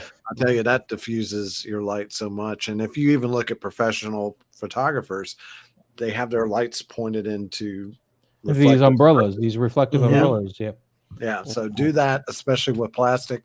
Even when I do my Lego stuff, especially because that's such a shiny plastic, Mhm. I'll have to bounce my light source off of a white cardboard. Does really good. That does too. wonders. The other thing, DJ Crinkly Bags, I don't think I really need to go over is the pose is. It may have looked really well, really good from like the angle you set it up at, but your camera is not at that point. Your camera's from a different angle or something, or maybe you wanted him sitting down, kind of like a guru. I don't know, but Yeah, that's what he does look like. He's sitting down, so it doesn't he's look like let he's me tell swinging. you a That's why it's story like. about my webbing. Well, what this looks like is mid rotation of a swing. So let's say when Spider-Man's going up and he kind of like there's different ways he poses. This looks like a mid drift, like he's casting off to the side, like when you web yank. That's and very he possible. web yanks it. It looks like that, but I'm not getting the motion. Like Well, the what you web got to is do not for that helping then either. is you got to twist that torso. You got to turn his hips away from the direction he's sitting. I mean, I hate to do this to you guys. We're going to do it again. I'm sorry. Do it. You're going to do it every time, Maz. Go ahead, show But him. like this shot here, when I did this shot, look how Miles is twisted. He's all twisted. Or if you just look at how, whenever I do like an action shot like that, I often do try to pull up like comic book art as a model. And I don't think, this is going to sound insulting almost, but I don't think any comic book artist would draw Spidey in this pose. So again, I think the posing of the figure needs work, and maybe the camera placement. Like you said, I think he posed him in his hands in a way that and then didn't have the camera representing the angle he was looking at. And I've done that a million times where I'm like, "Oh, this looks cool." Get my camera out, and I'm like, I can't get my camera to look like it does in real life. It's very hard to do that It's sometimes. very hard to line up that eye line that you have when you're setting up. There's so many times that I've lined up, a shot, and then I just could not get the camera to that right eye line part where it was like looking awesome. I could be sitting there staring at it going, it's looking awesome. And then look at the camera, like, it's not. Move it up, move it down, move it up, move it down, side a little bit, side. That's having to be plenty of times. That's where having lenses and stuff comes into play, because then you're doing your focal length is different. Your depth of field is different. Yeah. But going to posing real quick, I'm just going to say this. Spider-Man, the way he's supposed to be web swinging, it's like a ballet artist dancing in the sky. Everything's pointed, sharp, expressive, and out there. So like Maz's shot where he has him twisting and his arms is out, his legs is out. That's the shot you want to, that's the expressive nature of Spider-Man. That's the look you're going for. If you're going to go in crunched in, why is he crunching in? Where is he coming from? Because when Spider-Man does a web yank, you're yanking something. If you ever try to pull something, you bring it in close and then you extend like a punch. So when he yanks for a web yank, you got to, fall through. It's like a punch. But he's pulling something and he's pulling himself. And in turn, he'll do a twist, crunch, and then he'll kind of collapse himself into like a cannonball, almost just to get from point A to point B. Yeah. And a lot of that also comes from playing the Spider-Man video game, and I know Miles can relate because that game is fire. It's I like the Miles Morales one better than the regular PS4 version. I like the newer one, the Spider-Man Miles Morales for the PS5. You talking about the web swinging gameplay or the whole game? I like that one better than the first one. I like the added feature of the stealth mode. I've always liked the stealth mode. Okay. Yeah, you got Predator vibes from it. I get it. I know, me too. DJ Creepy Bags again. I got multiple shots here. All right, here we go. Ooh, okay. Now here we go. This that's a nice one. That's a nice one. Cool. Let's see what we got real quick. We'll pick one and kind of work on it here. I'm gonna pick on this one here. Who wants to start? The back. I'll start. The background. You could tell that it's a photo. Yeah. You could tell that it's a screen or something. There's no depth. It's very flat. Yeah.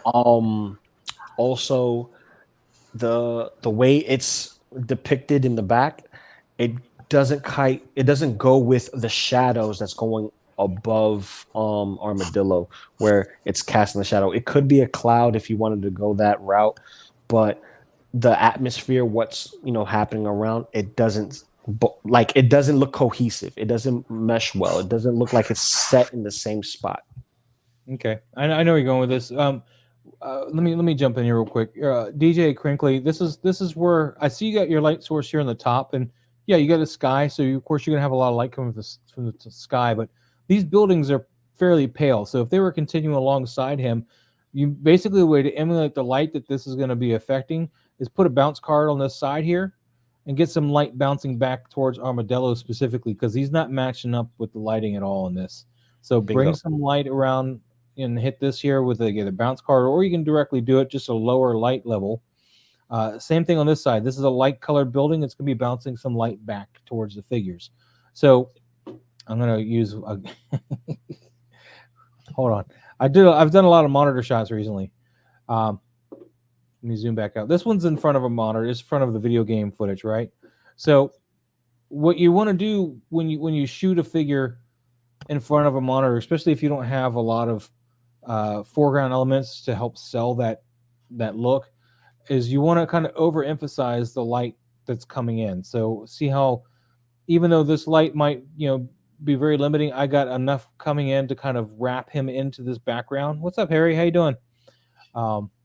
So I got enough light just kind of pulling in that close here, just kind of pulling him into that backdrop, making him kind of fit in here. Same thing with this. You can just kind of see the outline.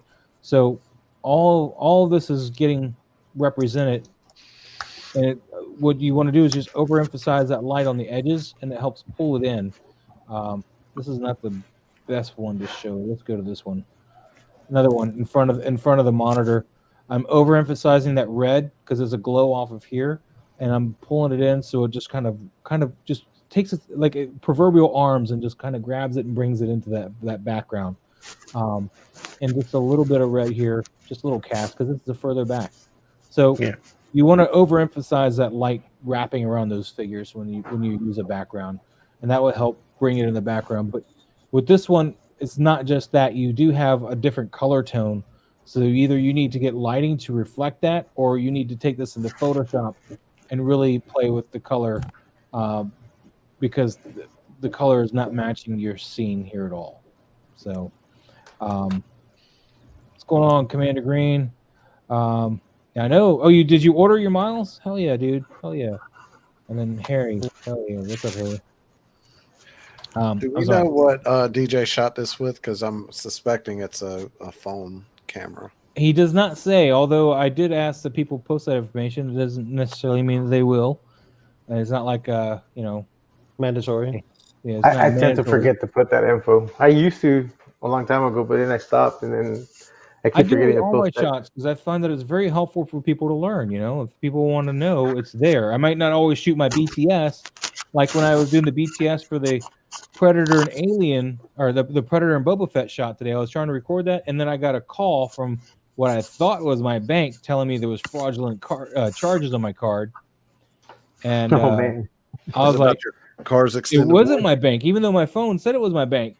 And I was like, well, let me call call you guys back, from a real, because this is a cold call. I was like, you want me to provide information to log in your way and not through my portal that I normally log in?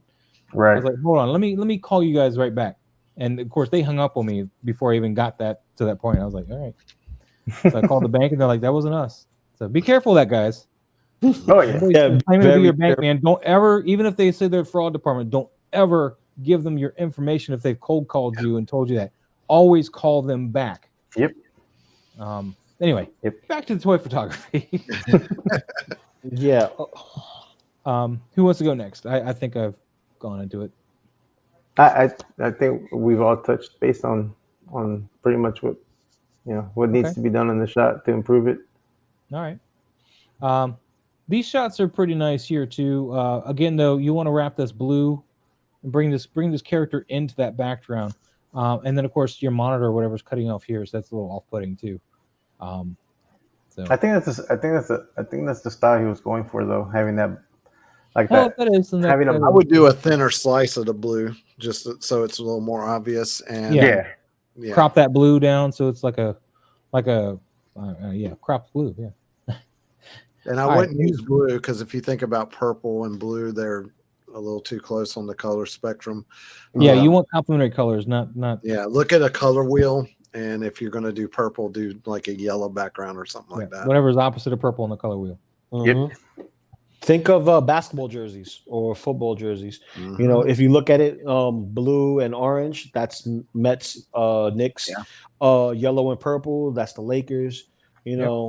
Socks, navy blue, dark maroon red. If you want to go that route, Every toy photographer should dabble a little bit in graphic design. Look at some YouTube videos because learning color theory. If you don't know it, just Google, color theory. Read up on it.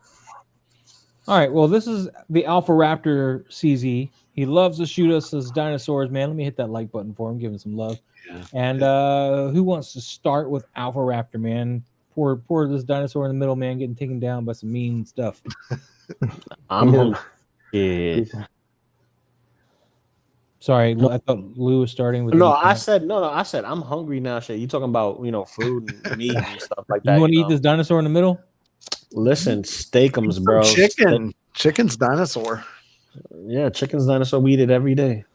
All right, Pablo, man, go into it. Tell us I what think the the only Alpha thing I would Raptor is say thinking. that it seems like it's a little underexposed. Yeah. I think it needs to be a little bit brighter. And I know it's shot outside, but I think he might be a few stops too short because it does look a little underexposed. It should be a little brighter. I do like the blurriness of the background. Great. And I think this shot would have worked better if he had the Dutch angle on it. Yeah. Because it's too straight. Too straight, and you kind of lose interest in the shot because of that. But if he had that angle on it and a little lower, it would have made this shot more like of an impact. Like that dinosaur's he's already getting But I mean, the shot's great though. But I think it's just he needs Just to a work on tad the bit exposure a bit underexposed. and Yeah. the angle. I think what maybe Alpha Raptor was doing was because we've been critiquing like a lot of that plasticky look that he seems to get from these dinosaurs. He might have Yeah. underexposed it, so he didn't get as much plasticky look. But what you needed to come back and do is, if you're using Lightroom, you can select subject and like just select these guys and just bring these up a little bit, and you're not going to Yeah. add that highlight to it. You're just going to bring them back out a little bit, and that's something you can do in Lightroom. I don't know if you're using Lightroom, but that's what you can do in there. Yeah. Crimson Man, what you got? Yeah, I agree. It's a bit underexposed, and I say if you're using a tripod and you set your camera settings, adjust your ISO, adjust your aperture so you can go with a high shutter speed. Take some nice dry dirt, throw it on them figures, get that dust going. Because if these two were fighting on the prairie like that, even though it does look like it's kind of a rainforesty kind of setting, it still Yeah, would be it's gonna dust pick up picking some. up and some Yeah, it dirt. needs some I'll give it a atmosphere. little bit of texture. I would love, yeah, and it would help also soften the light up around your figures. I just would really like some, take a static shot like this where you have it nice clean, and then throw some dirt down, take some burst photography. If you don't have a remote for your camera, then get one, or maybe it's a newer camera that has an app on your phone. You can use it as that. If you're using a camera on your mobile phone, then see if there's an app that lets you do burst photography. But turn that shutter speed up to around at least 2,000ths of a second. Throw some dirt on there, get that dust kicked up, because this would be some dust in this. If you're shooting that fast, you're gonna probably need some more light besides daylight too, though. Yeah, and you're gonna have to throw a lot of light on them. You want to try to use as little modification to ISO as possible. You use too much, you're gonna get a lot of grain in your shot. So yeah, don't around 1600 you start getting grain. So depending on your camera too, some cameras handle it better than others. But I try to stay at 100 for most of my shots for my ISO. Oh yeah. I've started doing that too, is lowering my ISO even more. And I've noticed too, when you import in Lightroom, now I know you use Lightroom Classic, but when I import in Lightroom, it seems to naturally have a noise reduction or something like that on it. I've started turning that down because I notice it adds a slight pointillism kind of thing when I zoom in on it. So you have to be careful of that as well. But and I think too that the foreground figure, when I first looked at this shot, it took me like a good 2 minutes to realize there's a foreground figure. It kind of just blends. I thought it was just two. So I think that some way to make that pop, like put a light, maybe shining off to the right. That's kind of probably all he really needed would be some bounce cards, because that sunlight would have. Yeah, he could have bounced some of that light just with that bounce cards with no light. Just a little bit, just a little bit. Yeah. And another thing too is go in the cutting board section of like your Walmart. You can get these really nice flat cutting boards that are just plastic. Get a white one, and sometimes if you put that underneath your subject, you can either Photoshop it out or it won't even appear, and it bounces that light off the ground really well.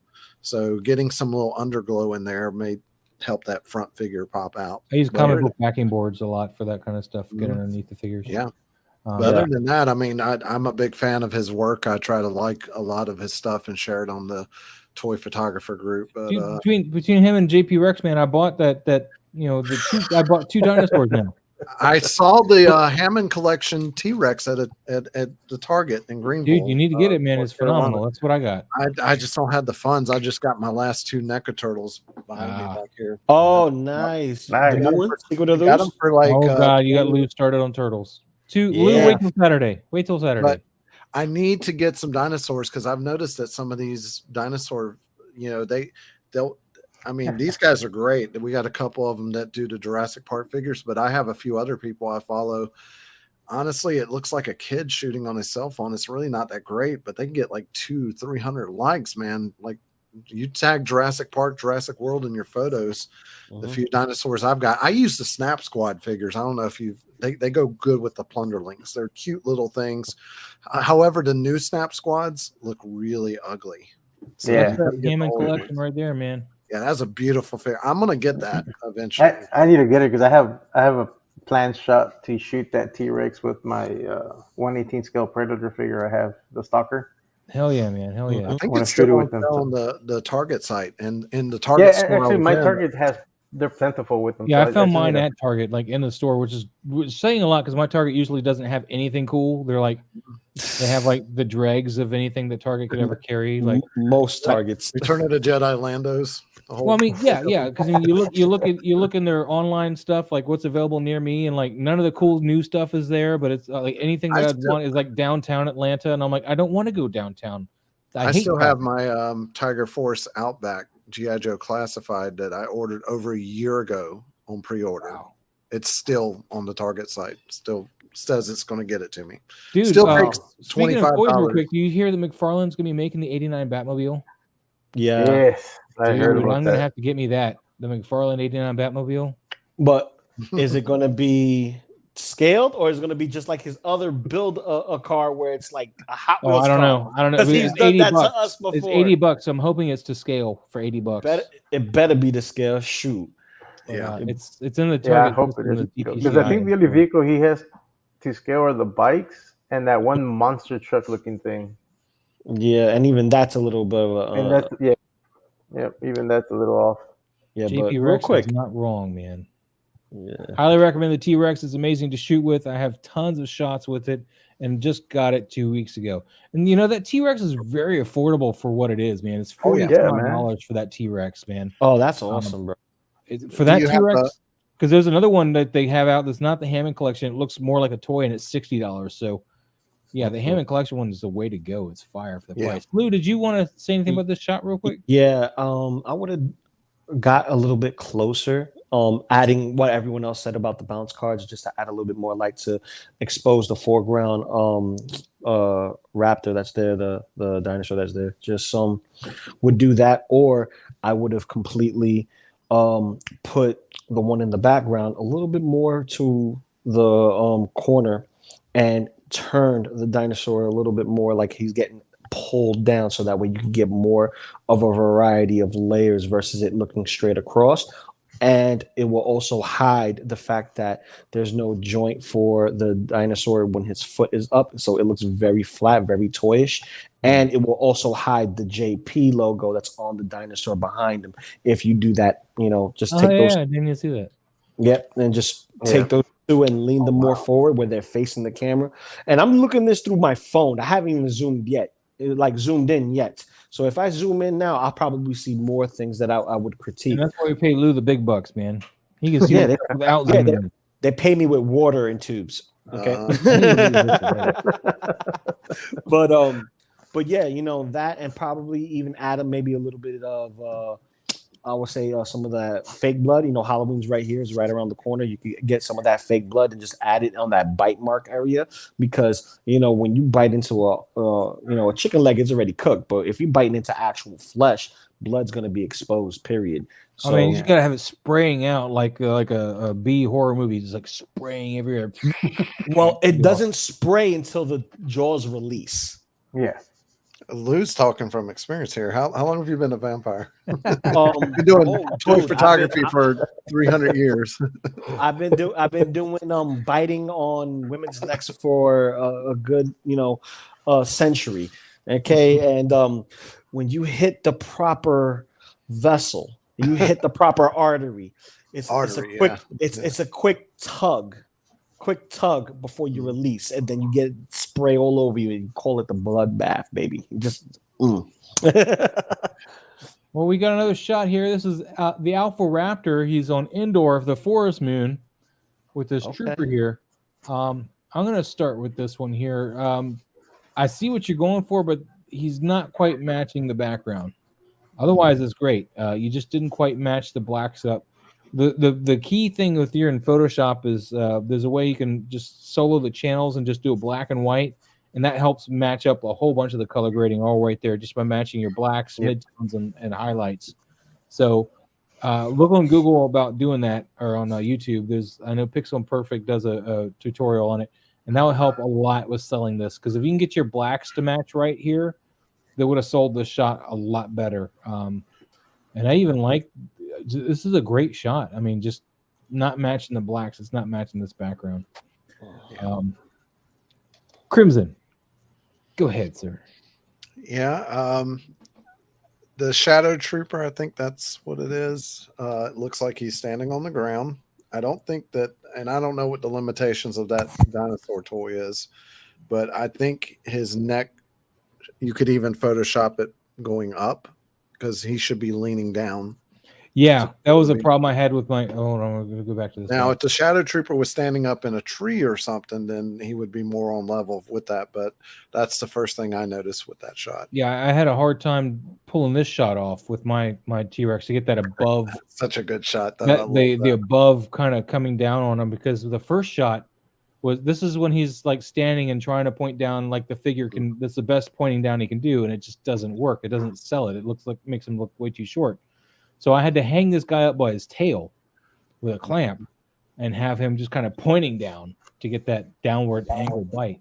So absolutely, I don't really mind. I mean, this is almost giving me like a dragon feel. I'm throwing out the window that this could be a dinosaur and kind of going with a dragon. So I don't really mind the level this one's on for this shot, because they're kind of like buddy. So I'm kind of like, the dragon's like laying down, and he's like, I don't remember who did the shot, but someone did the shot using this same dinosaur with the Herald Thor. I don't know if any of you all seen that picture, and he kind of photoshopped this dinosaur to look like a dragon. It's such an awesome shot. I don't remember who did it, but that shot was beautiful. Yeah.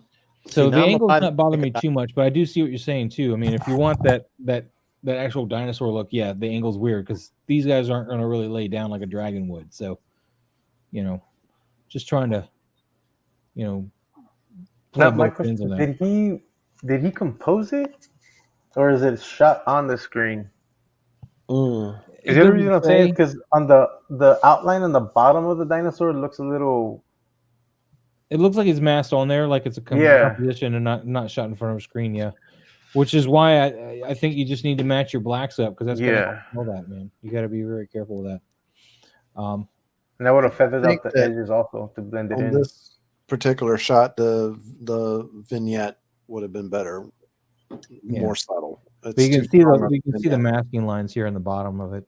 Yeah, I would have feathered that out, just to get it, because it's too. Man, let me give you the con real quick while I go AFK 1 second.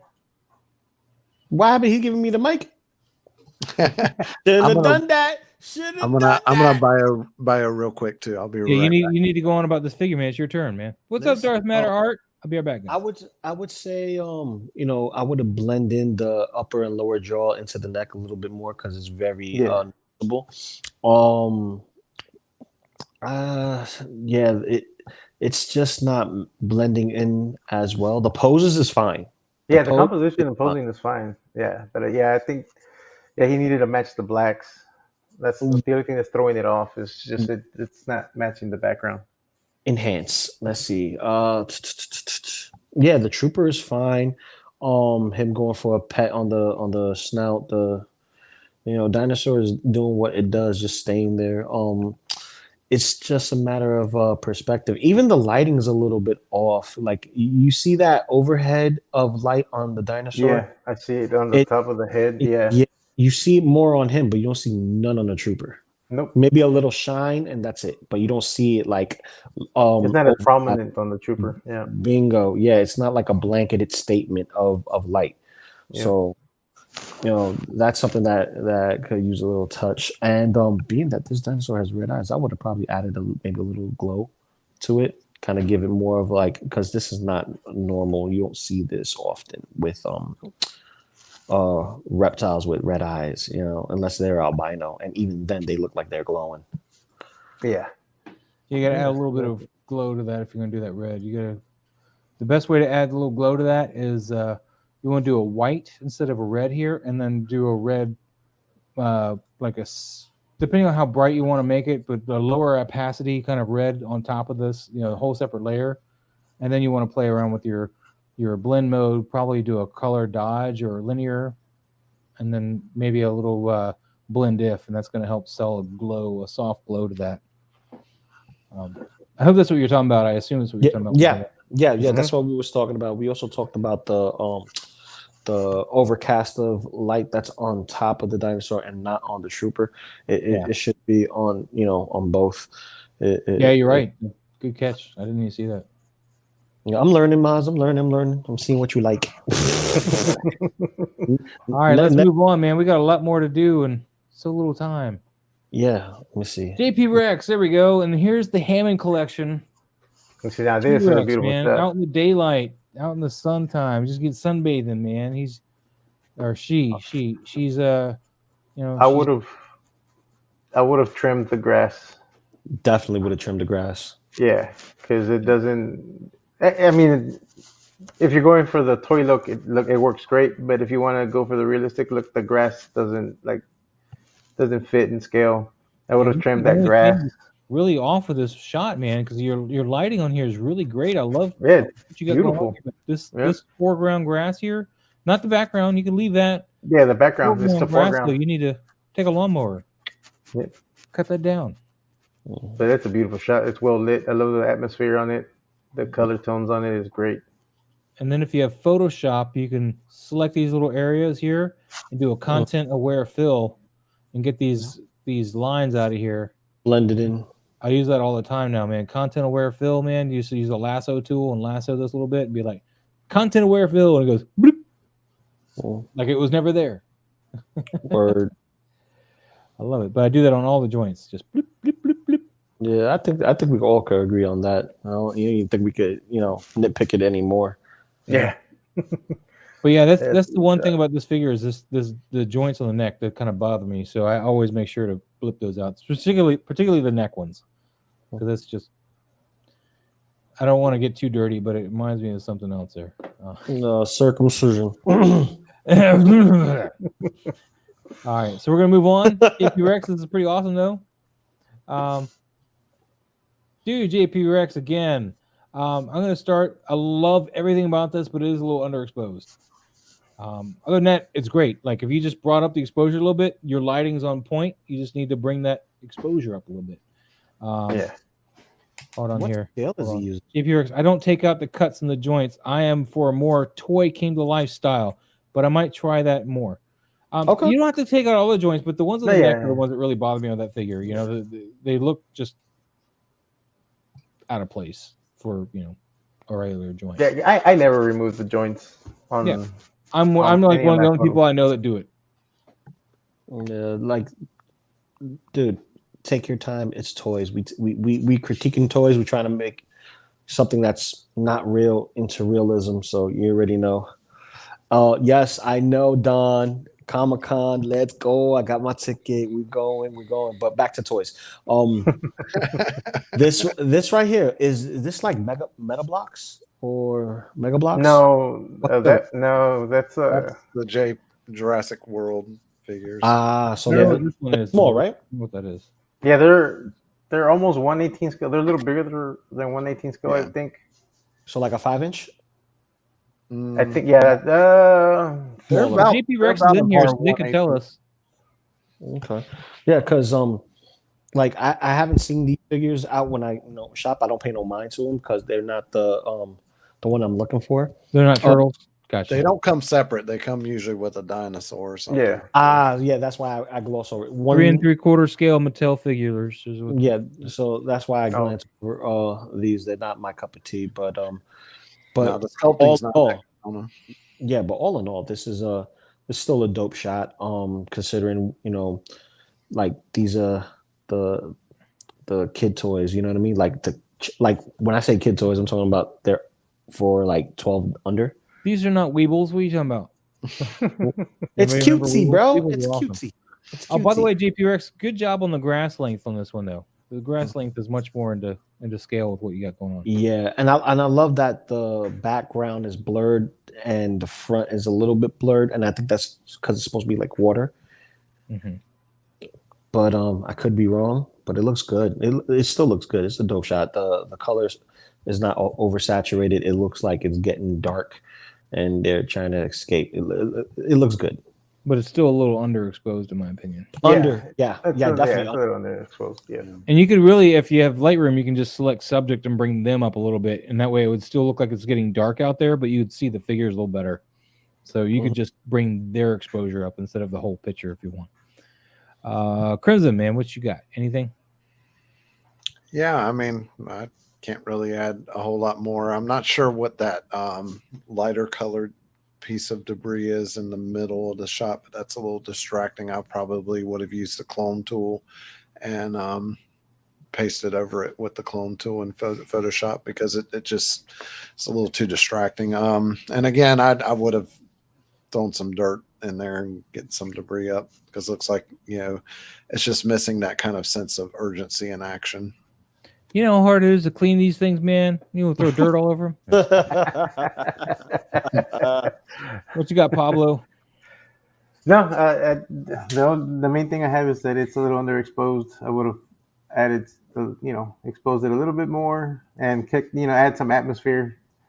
Probably with just the atmosphere would aerosol help would have you out worked. a little bit too. Yeah, definitely. Yeah, would have worked great. But the composition's great, and everything around it scales good with it compared to the T-Rex. But yeah, that's pretty much all I would do is just get that exposure up a little bit more and add some atmosphere to get that movement.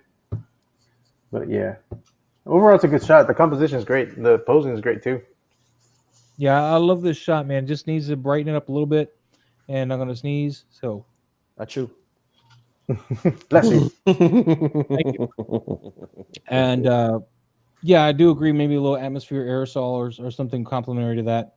The second sneeze is coming. That's you. All right. Bless you. Thank you. But yeah, other than that, I like this picture a lot, man. Just I wouldn't even say expose the whole picture. Leave it that dark look, but just select them with either a masking tool of some sort and just bring them up a little bit. That's where I would go with it. Yeah.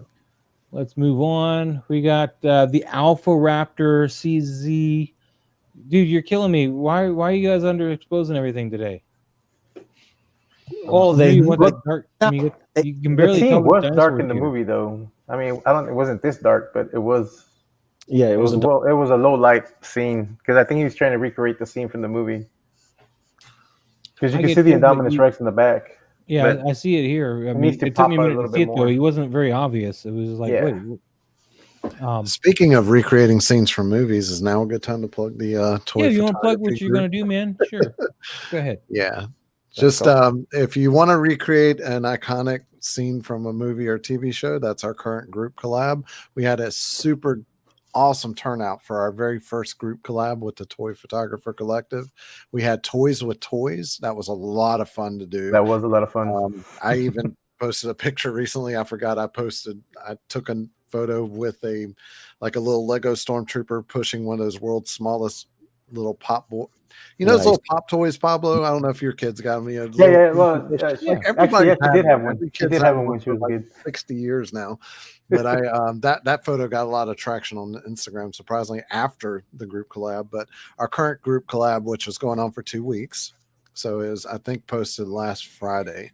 So everybody still has a lot of time to get a photo in, but it's scenes by toys is the hashtag. But see the group site for the profile on Instagram for more details. We've already got a few submissions, and I'm looking forward to doing a few myself.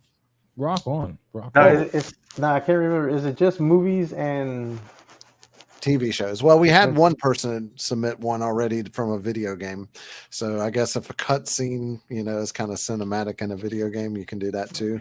So we had one guy submit it that has a huge following on Instagram with the Lego. He did Singing in the Rain recreation by Gene Kelly. It's brilliant. So check it out. We've already gotten some really good submissions.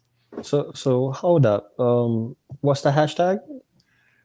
Scenes by, hold on, let me make sure I get it right. Yeah, you should make sure you get it right, and then we'll link it in the thingy. Yeah, let me go. I'll throw a shot in there now. One of my older ones. It's a turtle one. So yeah. Well, one of the stipulations you're welcome to use the hashtag with it, but one of the guidelines for it is it does have to be a new post. New post? Gotcha. Yeah. I'm gonna share. If you link hyperlinks in YouTube chat, I forget if they work or not. Just put it in the. You can put it in the private. Yeah, put it in private, and I can share it too. Okay, here's the. So on the right hand side, you got private chat. You can click on that. Yeah, And then, just send Got it. it. to you. Thank you. so Instagram.com. That's the post that has the details of the collab. There you guys go. If you want information on the collab, there you go. Boom, jack, boom. Appreciate that. Yes. But back to this shot, man. I know you want to go for a dark scene, but you need to bring your figures out a little bit more. This is going to take more than just an exposure correction at this point. You got just not enough light going on here. I'm going to pull up one of mine. That's I'd like to do dark all the time, but nighttime stuff. But when you're doing nighttime, you got to be able to pull these guys back out of the nighttime a little bit so that you can see Good example. the subjects a bit. So Yeah, you don't want me to cut ass on you like I did on Maz all those days ago, all those weeks ago. I'm trying to find a good one here. Here we go. Here we go. I think your T-Rex would have been a good one. The one you did. Yeah. So see how I'm using a lot of blue light here, and I'm cutting it with a little bit of white, and it's giving that moonlight feel, and it's just helped lighting up everything. But it's still pretty dark. It's a nighttime shot. You can definitely tell it's nighttime. So you just need to play with your light a little bit. Here's another one. Same thing. Yeah, that's the one. So, although I like this one better. I like the Predator one This better. is looking up through the grave, which is cool. You're at the underneath at the bottom of the grave, looking up. Yeah, that's pretty cool. But yeah, the Predator one's not bad either. This one is more involved, in my opinion. It has all this going on. I like it. Yeah, but you just need to. So you got something giving you a dark feel, like dark. I don't think your lights are off. You obviously got some kind of light going because you got their head lit up and everything like that. You just need to give that a little bit more, just a little bit. Yeah. Anybody else want to go in on this at all? I'm just looking at. I literally just Googled I don't know if that's supposed to be from the Lost World, but I searched. This is from the first one, so whatever the first Jurassic World was. The one that had the Indominus Rex. Yeah. Oh, see, I thought that was Ian Malcolm. I see it's now Chris. So that was a daytime shot when it was doing this, wasn't it? Because this was at the. I thought it was where it reminds me of the part where they're like at that weird. They're in the old Jurassic Park garage. Yeah, that's right. Yeah. But if you I'm gonna send you the link here. Like, if you look at this shot from the Lost World, like, it's obviously at night, but you can tell through the use of rim light and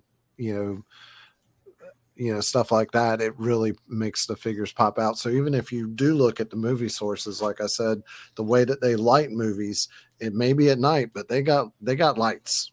Otherwise you're not going to see. Because the thing about cameras that you have to remember, whether it's a movie camera or still photography camera, cameras do not pick up light as good as the human eye does. So even if it looks well lit to you, and this is a mistake I think he's making, to his eye, the figures are lit well enough, but when he goes into the camera, it's always darker. Even with a low aperture, I mean, you're still getting darker than what the human eye perceives. We have not made a camera yet, really, that does as good as the human eye. And then, of course, Instagram compresses it and makes it darker. Yeah. So true. Things to consider when you're doing that. Pablo, anything you want to add, sir? No, just the fact that it needs to be lit up a bit more. Okay.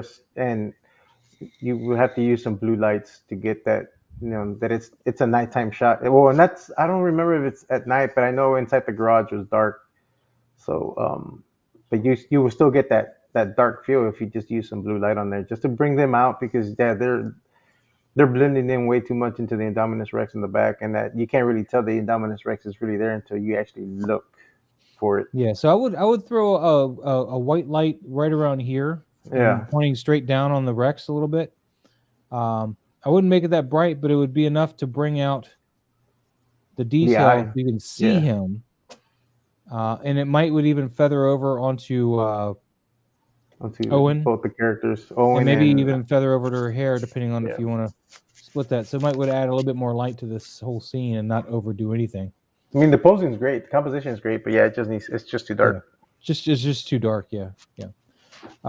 Let's go to this Fire Darth Vader one from JP Rex, man. Look at this.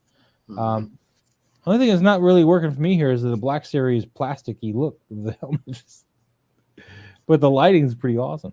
Lou, man, what you think, man? You shoot some of these lower, these NECA and black. Well, you don't do Smaller black scale screen. stuff. Yeah. Nothing wrong with it. Just It's not bad. It's not what up to your taste, Maz. I know I'm a snob. Yeah, you're very snobbish. Just kidding. But yeah, this is dope. It looks like you got a couple of exposure filters on, which is nothing wrong with it. But I would have liked to see more of the silhouette of the back of the helmet on our left. The rim light. Right? More rim light. But you see how you have the light shining on the top? Yeah. I would have liked a little bit more going off on the back of the helmet, so that way you can rim see light. That's called rim light, Lou. Yeah. Light behind. I know he doesn't want to use that term because he hates it. I always say you need more rim light. You Always can call it say a kicker if it's above the subject in the back. Yeah, you got kicker. Yeah, you want to give it a hair light here, basically a little rim light. That's the hair word light. Or hair light. Thank Hair you. light. There you go. But he has no hair. Because yeah. you have, but you have some of it on the opposite end, and it blends perfectly. Like it's like it separates, but you can still see it. But there in the back, it's like it's not sharp enough. It blends in too well. Yeah, That's but I like the orange cast on him though. That's pretty nice. But yeah, we want to bring the back of the helmet out just a little bit, just to give it a little bit of separation from this black, so it's not so muddy here. Yeah, and I know where he's getting this scene from too. Yeah, Kenobi. Nice. Big Kenobi. What you got, Crimson? What you got, man? Yeah, once again, I'm referencing the original photo here. I just did a Google search for it. I'm seeing I think the exact shot now, and sure enough, I think the shot from the original series does exactly what Lou was talking about. There is a rim light on that figure. He's got it darn close to this screenshot. Like I searched Kenobi series Vader Flames, and it was like the third image. But yeah, it's very close, and it doesn't bother me that it's a less detailed, figure. But my thing is, you got to get the kicker on there. Right there. Yep. Yeah, that's the shot. There you go. See right there, you guys a little bit of that Yeah. hair light or rim light or And you don't necessarily have to have a full trace of light. They call it a hair light too, because often hair picks it up a lot more than other things do. But you've seen me stressing it on the toy photography group chat. Study 3-point lighting in film, and even still photographers use it. But I saw your 3-point lighting thing that you posted, and you had like one thing that wasn't clear, even though you did make it clear after you posted it, is like one side is your main key, and the other one's your fill.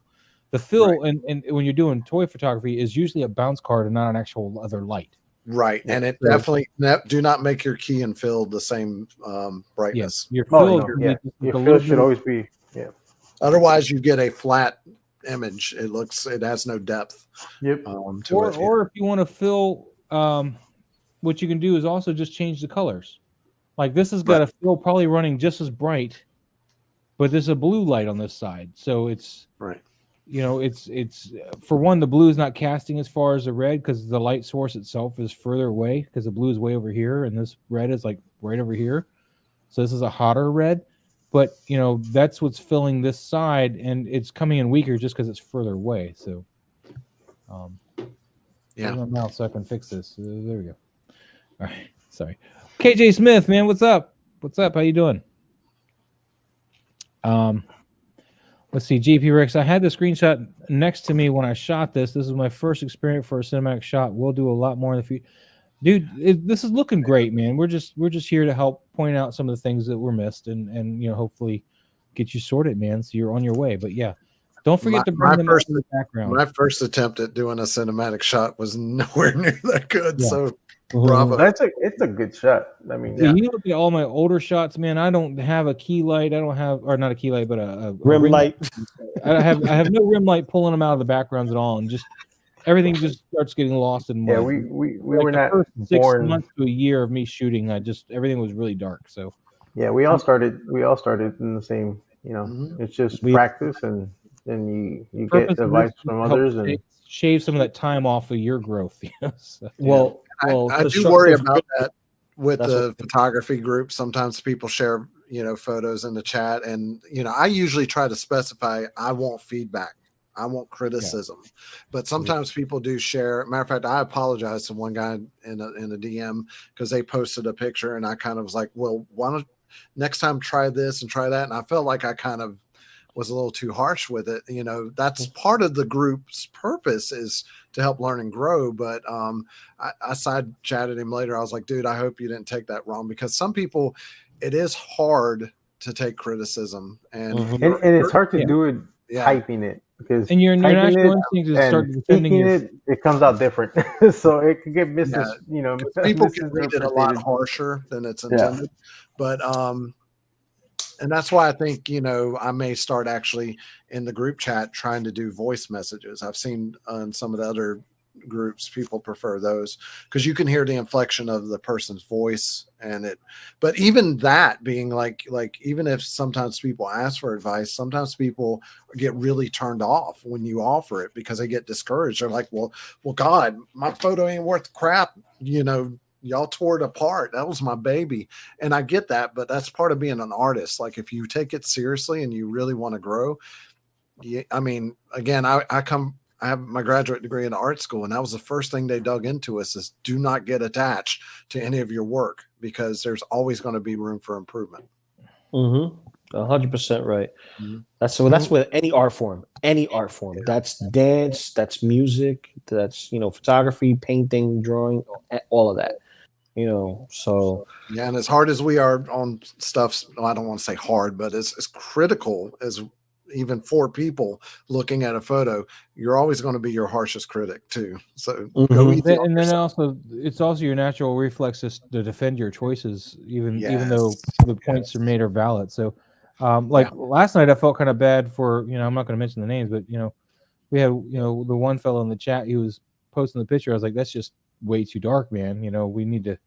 And then me and other people were all trying to give him pointers on how to brighten it up, but I felt like we were kind of overwhelming that person. I felt kind of bad. I was like, I didn't mean to start a whole slew of dark. I think I said it the first time. It's a little dark, and that was really where it needed to be. But a lot of people jumped on it, and I felt kind of like they were getting a little, trained a bit, and I felt kind of bad for him. But here we got Falco. He's got the Hot Toys Berserker. I need to get this one now, man. I'm missing this one. Dude, Casper Corner. That's awesome. That's a fire figure. It is, but he's got a lot of pleather, which is why I never bought it. And now he's gotten expensive because he's the best body to use if you want the prey feral predator right now. If you want to customize a feral predator, this is the best body to use. So, Lou, what'd you do? Your tripod tells you you're a tripod newbie now, not a daddy anymore. No, I'm tripod daddy. But the thing is this is that I had my cable attached to me. I didn't use portable headphones. Oh no! So it's all right.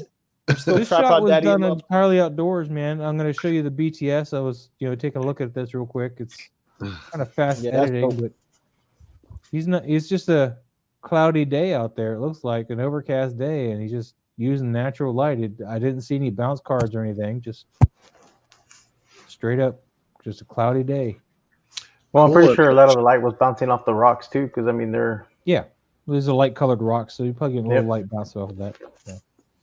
It's a really cool location. And he did a great job of shooting this to make it look like in scale. The only problem is you see a couple houses back here. Wait, is that the Hot Toy you said? Yeah, it's the Hot Toy Berserker.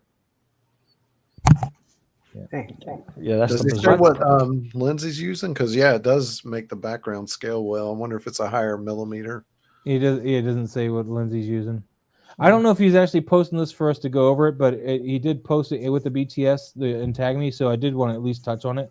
And it's a fire shot, so I'm going to kind of leave it there because he didn't tag, the Toy Moz hashtag. So I'll keep moving. Here's somebody who I believe did tag the hashtag though. Double check. That's very nice. No, Nomad Figures did not tag the hashtag. Fine. All right, we'll move on then. Just appreciate. Oh, nice, pretty. Is this Is Huh? that a reshoot? Didn't we go over his shot that was like this last time? And we said he needed to get a little bit more of the light on the Maybe. back. I don't know. There's a It was shot. 1 day ago, is what it said. So I don't know. Yeah. I think he did another one though of a different Predator. It might. Yeah, that might have been. Mark Walker, man, he's got this nice That's custom-made cabinet for the Wild Gunman, which is awesome. I don't know what figure this is, but that head looks weird. That's Is this it. the The NECA? That's the NECA. NECA. That's the NECA. Back That's to the the neck. Future. That's the head sculpt that comes on the NECA because that looks really bad. Yep. Well, one of the people in the toy photography group posted her one that she got, and it looked even worse than that. Like it looked like Marty was painted almost like he had makeup, like girls' makeup on it. You ever Was seen bad. the movie with John Cusack? You know, One Crazy Summer, and they got the kids running around Yes. holding the nose up like this. Yeah. That's what this figure reminds me of, like when their faces were stuck Oh, like that when they God. got slapped in the back, man. Maz, the fact that you know that movie that well is cool points. Dude, for I'm me. That is old, a man. very I'm old. underrated movie. It's a Very great movie. underrated. That is a good and Better movie. Off Dead are awesome, man. Yeah, Yeah. it is a good movie. But this is for our group collab, by the way. This Oh, is okay. a recreation of that scene. He actually made all that for it. So Yeah, and I love Mark is the great. cabinet and everything, but this figure, man, that face, God, that It's face just is the horrible. face. Yeah. It's nothing to do with his picture, man. It's just the face is the sculpt. He can't help it. That's You know? not Marty McFly. That's Marty McFly. That demon. That's what reminds me of, man, that Team America like marionette face, man. It does. It's pretty bad. That's a stunt double. That's the stunt double. Yeah, it's a stunt double. They needed a stunt double for a video game shot. Yeah. What do you think, Pablo? It's a great shot, well lit. The composition is great. Lighting is great. Yeah, it is. Yeah, it's just the face is distracting, but other than that, the shot's great. I mean, the details in that shot, it's well cropped. I have nothing bad about it. Call back to the movie here. Make like a leaf and get out of here. Yeah, that's about as funny as a Make swing like a door tree on a and get battleship. and in the real way is, but make like a tree and leave. I think what I would have done though in the shot is tilted the arcade more towards Marty because it looks like he's not in front of the arcade cabinet. I don't know. Yeah. To me, that's the only thing that's a little off. My big problem with the arcade cabinet is really it needs a light to light up this back a little bit. You know, the inside of this. It does have a light. Huh? He put lights in them. In it? Because Yeah. it's not making this translucent enough to make it look like it's casting at all. So, I mean, it's just nitpicky at this point. There's nothing wrong with it because it's better than I could have done for that cabinet. No, you the know? shot's great.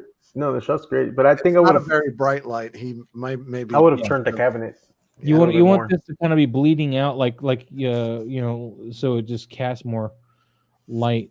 Let's see, Zeki Zach Zoom toy photography. The eye line could be more aligned to the screen. Yeah, exactly. Tilt that head down, He's yeah. looking at the title, like Nintendo. He's looking over here. Oh, yeah, I would have turned Marty instead. Turn Marty. Yeah, turn Marty instead. Because it looks like he's in a lit area anyway to begin with, so you don't need to get the screen bouncing light off of him into, like True. what you got going on, Maz, with Gwen and Miles. Yeah. You don't need it because it's not a dark setting; it's a lit setting already, and you have the backlight there. So might as well take Marty and put him more in front and kind of like let people get with their mind's eye, like, oh, that's what that's supposed to be. You know what I mean? Yeah, I needed more light though. You guys said, right? Casting out here. Yeah, more bleeding onto the front face of Miles. So even though this is a working game cabinet that actually has a screen that plays the game and everything, it doesn't project enough light for the camera. So I had to put a white bounce card on the screen and try to bounce light back at them, and it still wasn't enough for Lou. So no, it's not enough for me, man. If you're gonna be petty, I'm gonna be petty too. Okay, that's right. What I'm digging this, Mark, man. This is pretty awesome. I love the concept of it, man. I just God, that head sculpt is so bad. I can't get past that head sculpt, man. This could be like the Mona Lisa of pictures right now, but that head sculpt, I keep looking, I going, oh. Hey, that's nothing on you, Mark. You're awesome, dude. This is awesome. Yeah, it's not. I'm gonna move on though, because I have nothing nice to say about the head sculpt. Hey. 616 photos, man, reenacting a little bit of Game of Thrones back when the show was still good. Damn, Maz. McFarlane, Night King, no 3-0 Night King, 1/6 scale. Nice snow effect in here. I like this a lot. Heck yeah. This looks like it looks almost like he's in the movies or in the show still. I like the whole effect here. Maybe a little bit more glow for the text if you guys want to get that off. Just a little bit more outline glow for that. But yeah, I'm digging this. Pablo, let's let you go first, man. I love the angle. And yeah, the text, I agree, needs a little bit more glow. I would have done without the dragons in the back. Oh, you don't like the dragons back here? No, they're too sharp. The edges are too sharp. Yeah, but other than that, they didn't quite with it the right way. Yeah, I agree with you there. Yeah, the background, the use of the background's awesome. I'm pretty sure he probably photographed it in front of a screen, and the snow effect is awesome. And the lighting, the color tone to it, it works really great. And I love the glow that he put on the eyes. Yeah, that all works out really well. Yeah. Crimson, man, you got anything to add? Yeah, I was just trying to figure out too what kind of background they use, if it was Digirum or not, and it's a slight Dutch angle, but it could. Now you know the background. Okay, yeah, so they did do the angle with the camera. Yep. Yeah, yeah, and I think the composition's good. I agree that the dragons, I didn't even notice them till he said that. They either need to be more prominent or just done away with. They definitely need some kind of blur to them because they are. Yeah, they needed a blur. They're too you can tell they're vector, like they're a vector silhouette. Blur in Photoshop and make them look a little out of focus. Yeah.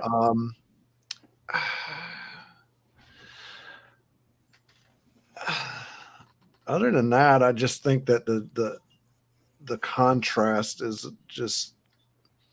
He's not quite matching the blacks, is he? He's a little off on the blacks. Yeah, I would have bumped the contrast up just a little because I think if you look at this word histograms come important. If you look at histogram, you don't want like huge surges all the way on the left and nothing. You want a pretty wide distribution, unless if you're going for a very specific look. And I think if you look at the histogram of the shot, you're going to see that it's not equally distributed enough. So play with the levels, the contrast, and things like that a little bit. Right. Yeah, I like the white vignette slide effect. It kind of sells the winter look. Yep. How adds the coldness to the shot. Lou, man, last but not least, what you think? I agree to get rid of the dragons. I don't think they need to be there to sell the shot. The shot sells itself. Because were the dragons in the original shot that he's going for? No, I couldn't quite see them. But I'm sorry, that's the wrong way to click. I don't think they're there. No, I meant like because he's recreating. I think he's recreating the shot right from the series. Oh. That's very possible. I don't know. I don't know. I'm still watching still watching the Game of Thrones. I'm still watching it. So you're watching the original series, not the new stuff? Oh wow! I'm catching up. I still haven't seen the last season. But you guys do need to watch those. Arcane. It won the Emmy this year. Arcane, yeah, you was telling me about that to watch that. Man, Arcane, man. But, I know it says League of Legends, the title. Don't let that scare you. I've never played the game in my life. I've heard it's really good. Critical Drinker. I don't know if you follow him on YouTube, but he highly suggested it. And dude, phenomenal. I'm also watching Sandman right now, so I'm catching up on Sandman's good too. And Sandman is fire. Sandman I'm enjoying. But the one thing I would change, if possible, would be the posing of the hand and him holding what looks like his sword or staff. Basically, it's tilted in a way where it's not proper. It's not a proper. It's not a proper wielding of a sword. Granted, if you try to recreate the scene, it's a little hard to do with a hand that's not able to. We haven't gotten that far in the show yet, man. I'm just when he saying. summons the piece like that, that's kind of how he summons it. Actually, it's not ready to. He throws it later on. Spoilers, but he summons it. He basically summons it with his hand like a box. He summons it. Damn, that's bad CGI then. But at the end of it, agrees with you. The position of the staff got him too. So yeah, that's the thing that got me the most because you're supposed to kind of like have a like the way you hold a lightsaber or any other kinds of weapons. There's a specific holding grip, and holding something like this and it tilting just doesn't look cohesive or even proper when holding any object. But other than that, everything else looks great. But also, I have to dip out. Work calls. So I have to go. Calls. Oh Yep. no! Tell him to go away. Yes. Well, no. What I'm gonna tell you guys to do, if you haven't already, hit the like button. If you haven't hit the subscribe button, and also bell notifications for whenever Miles pops up, even though it's scheduled at 12. You never know. He may do something else. He may do something else. Well, do it for the Doberman, if nothing else. Yes. Do it for the culture. Hell yeah, man. It's good hanging out with you again, Lou. Toy photography. Yeah, it's always a pleasure, man. I said Doberman. He probably thinks he's a Doberman. Thank you, Lou. Have a great night, man. Enjoy work. Take care, Lou. Yeah, my dog, he thinks he's a freaking German Shepherd right now, barking at everything. But I'll catch you guys. Peace. Wait a minute. Later. Bye. Here we got Quaynor 52, man. He's got a little bit of trooper love in front of the Death Star plans that are red. Crimson, you want to go first, man? Yeah, I mean, Warm solid black figures. I have two of the Black Series Death Troopers, and they've been problematic to shoot. They're great figures, but yeah, you gotta use the shining. You gotta throw the light, man. You gotta throw that light. Shine. More dots. Need more dots. Yeah, and this is where you can do the shine, because they're even the First Order stuff I thought was even shinier than the original trilogy stuff, and this looks like First Order here. So yeah, and use colored light too. I would love a red, fill light on this. Well, you should be throwing some red from the back, definitely, because this is red. So this should be casting some light on his back. Well, he got it on the arm. And the sides. On the lower part of the arm, you can see some of that red cast. Or is that the light in the back? It's just not enough. The figure there should be red all along this plastic here, though, on the edges, and then on the helmet. This is obviously putting right in front of it, composite it, man. I don't even think that's the arm, actually. I could be wrong. I think that's part of the light in the back. He needs to put it in the light room, do some dehazing, and bring the blacks up. It might be salvageable, but next time, I think he just needs a fill light, another fill light to bring him in a little bit. You could even do, a green light to contrast with the red. Although you got to be careful, greens and reds. It always screams Christmas. yeah, you gotta be careful of that, man. Pablo, you got anything else you want to add? No, he just needs either a bounce card or something to fill in, bring him in a bit more, because you lose his black mess here on the front. Yeah. So bring up the front a little bit, and I feel that you need, because this is obviously like pasted right on top of this Death Star pillar, in my opinion. I think you need some reds coming around the edges and kind of swallowing up a little bit. Yeah. Because this is bigger than him, so it could technically cast some red down onto his shoulders, maybe a little bit around the tops of the sides of the helmet. I think that would help out a lot, and of course, lighten up this front a bit. All right, we'll move on then. We got Batfleck or Bruce Vane giving you a thumbs up. This is A.O.Z, man. I haven't seen him post in a minute. He's going to be taking a break from social media, so I'm a little sad about that. A.O.Z, man. He's my boy, Blue. Blue's my boy. I'm just pulling any quote I can think of right now. More dots. I'm liking this, but I feel like he needs a rim light. Yeah, he definitely needs some separation here, and then there's like this plastic quality coming in across his face here with the way the light's hitting his face. It's kind of giving either he's got some kind of cold sweat where he's kind of glistening, or the plastic's casting some.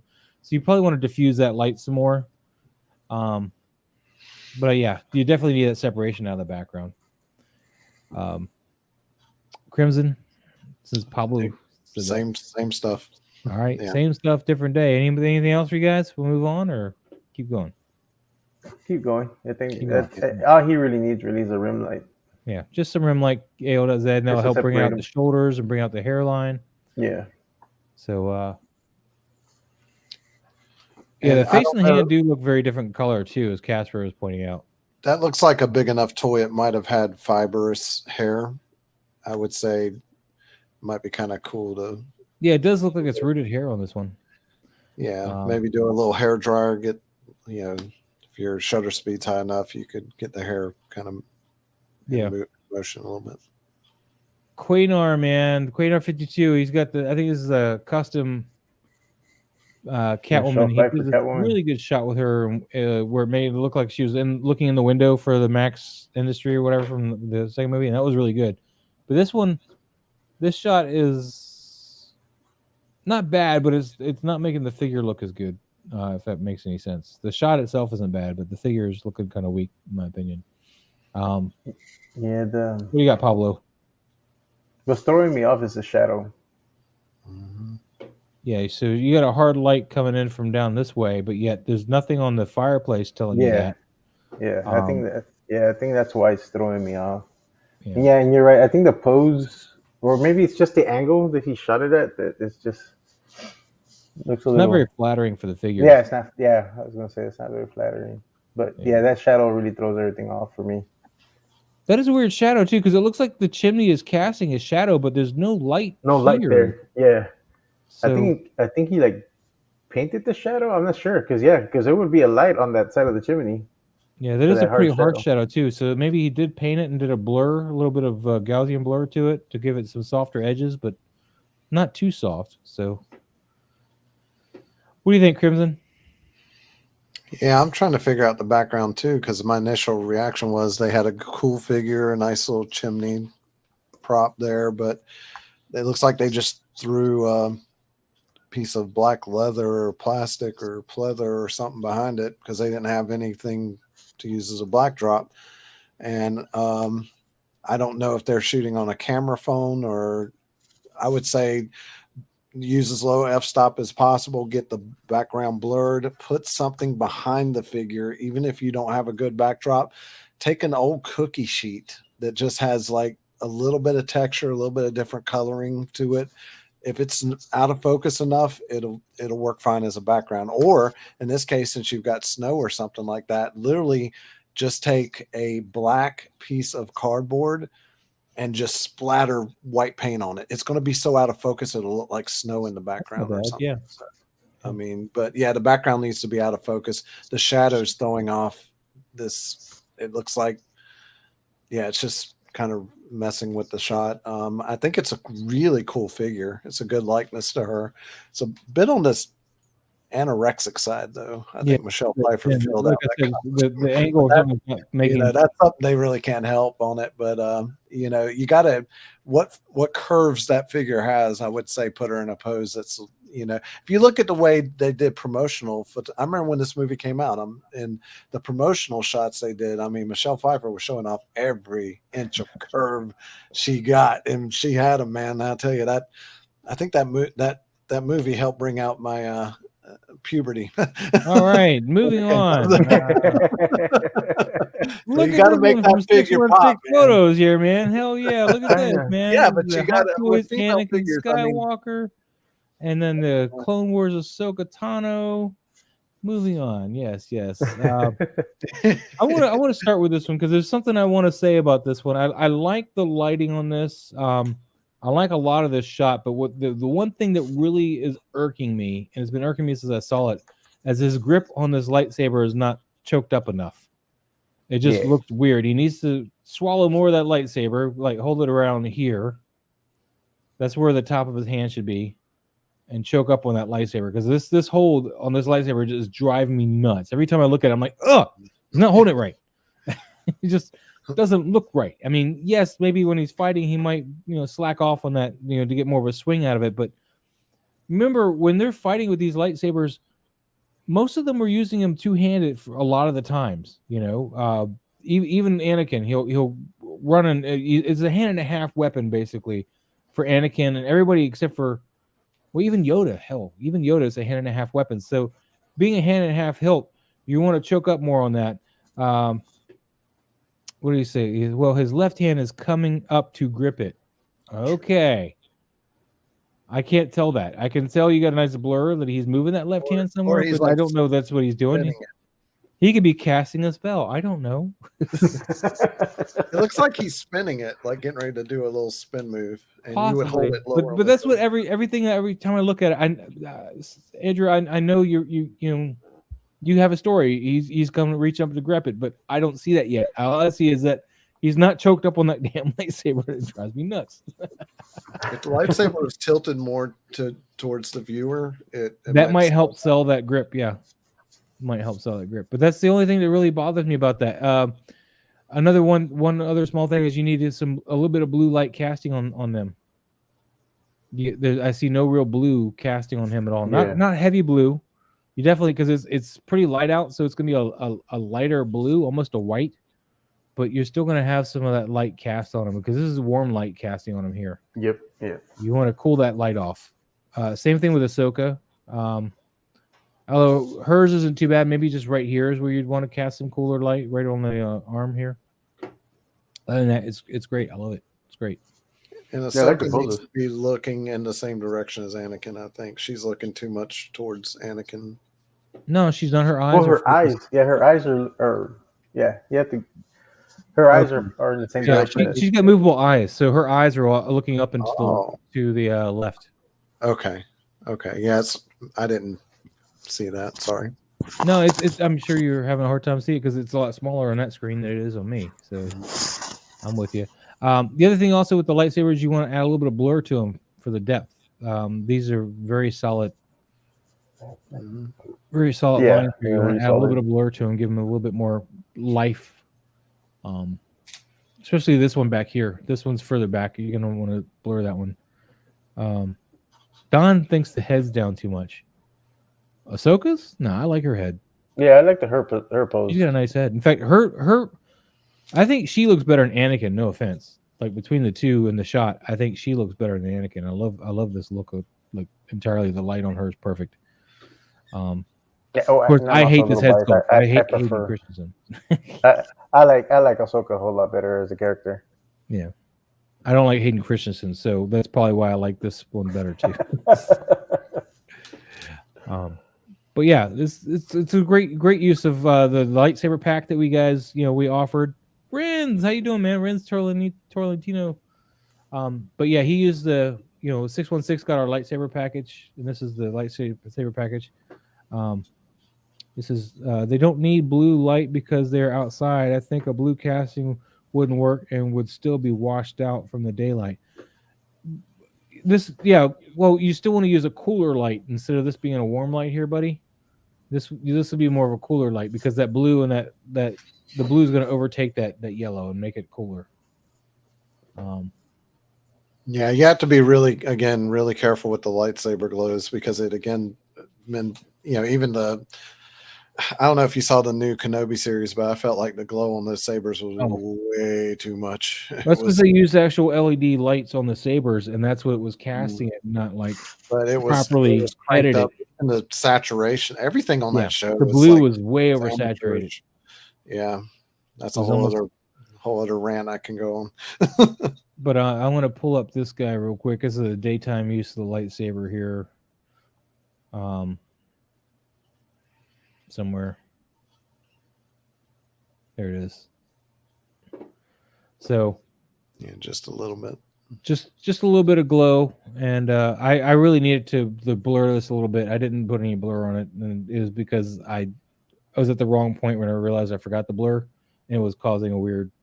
It was over reducing the lightsaber, so it wasn't working. But see how on his face here, I just got a cooler light here. Just a cooler. It's not really blue. It's not casting blue from the lightsaber per se, but it is a cooler light and not as warm as any of the other light going around.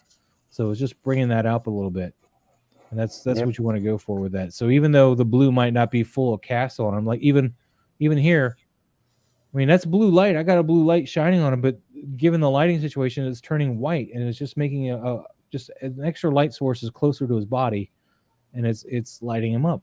That's blue and white. I mean, it's going to be very close. So, but yeah, that's what I was talking about when I was talking about the glow. And then of course you got this awesome. I love this. I could just look at this one all day. I'm sorry. All right, moving on. Back to this. Anyway, Pablo.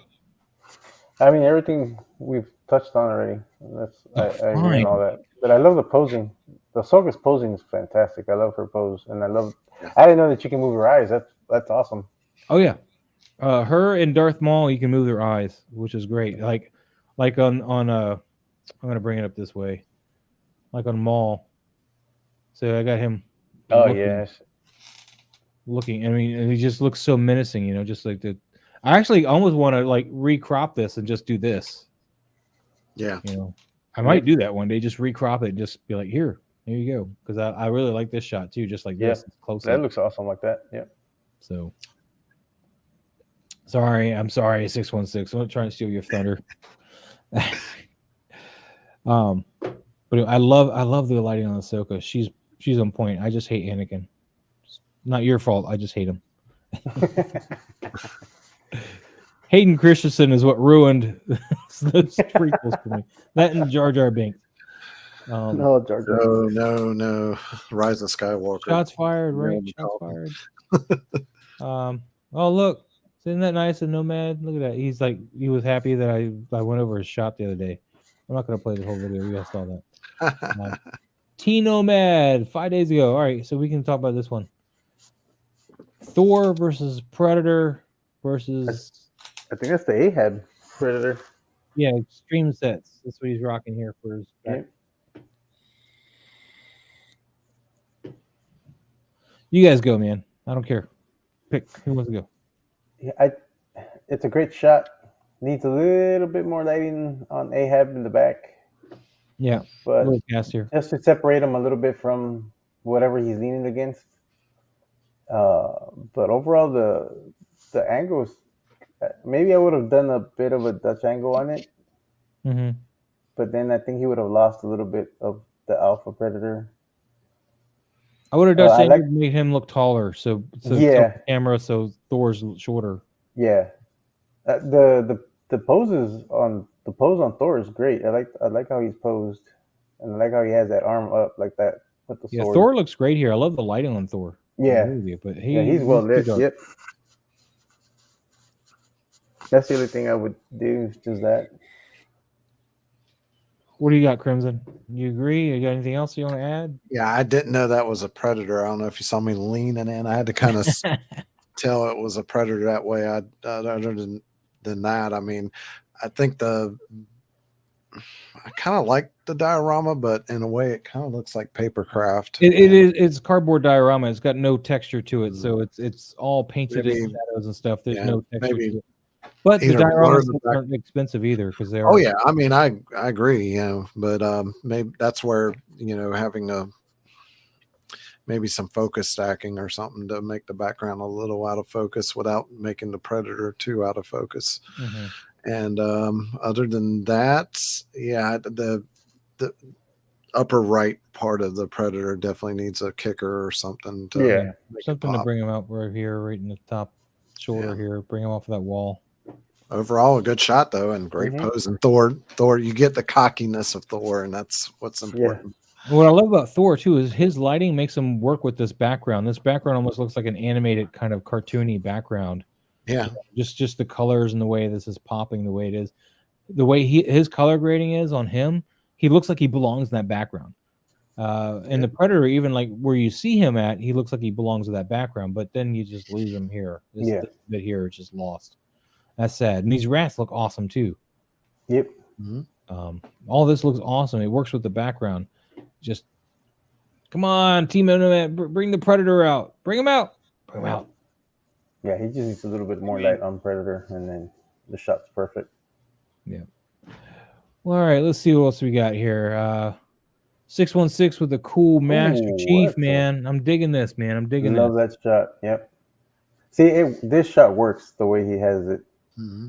With the way he blends in to the black background, because you just have enough light just to give him the outline on the front, and then just enough on the visor too, just to give him that presence.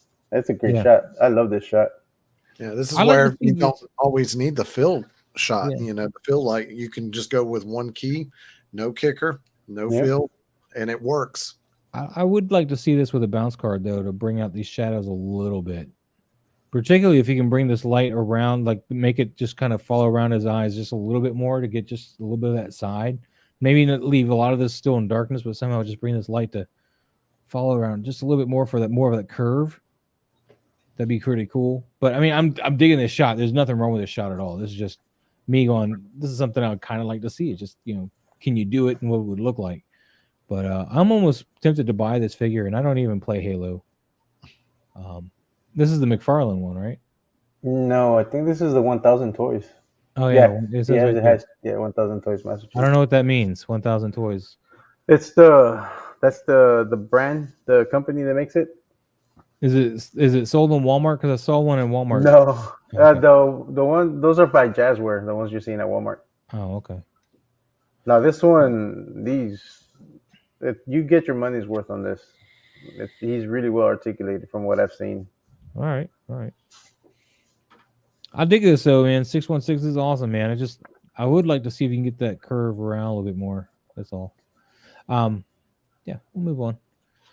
Speaking of toy brands, have y'all been seeing the Hiya Toys stuff? It's 1/18 scale, but it looks kind of like the Joy Toys, where they're like, I've seen shots with them, and I thought that they were one. I have one Hiya Predator that I've shot with my Joy Toys.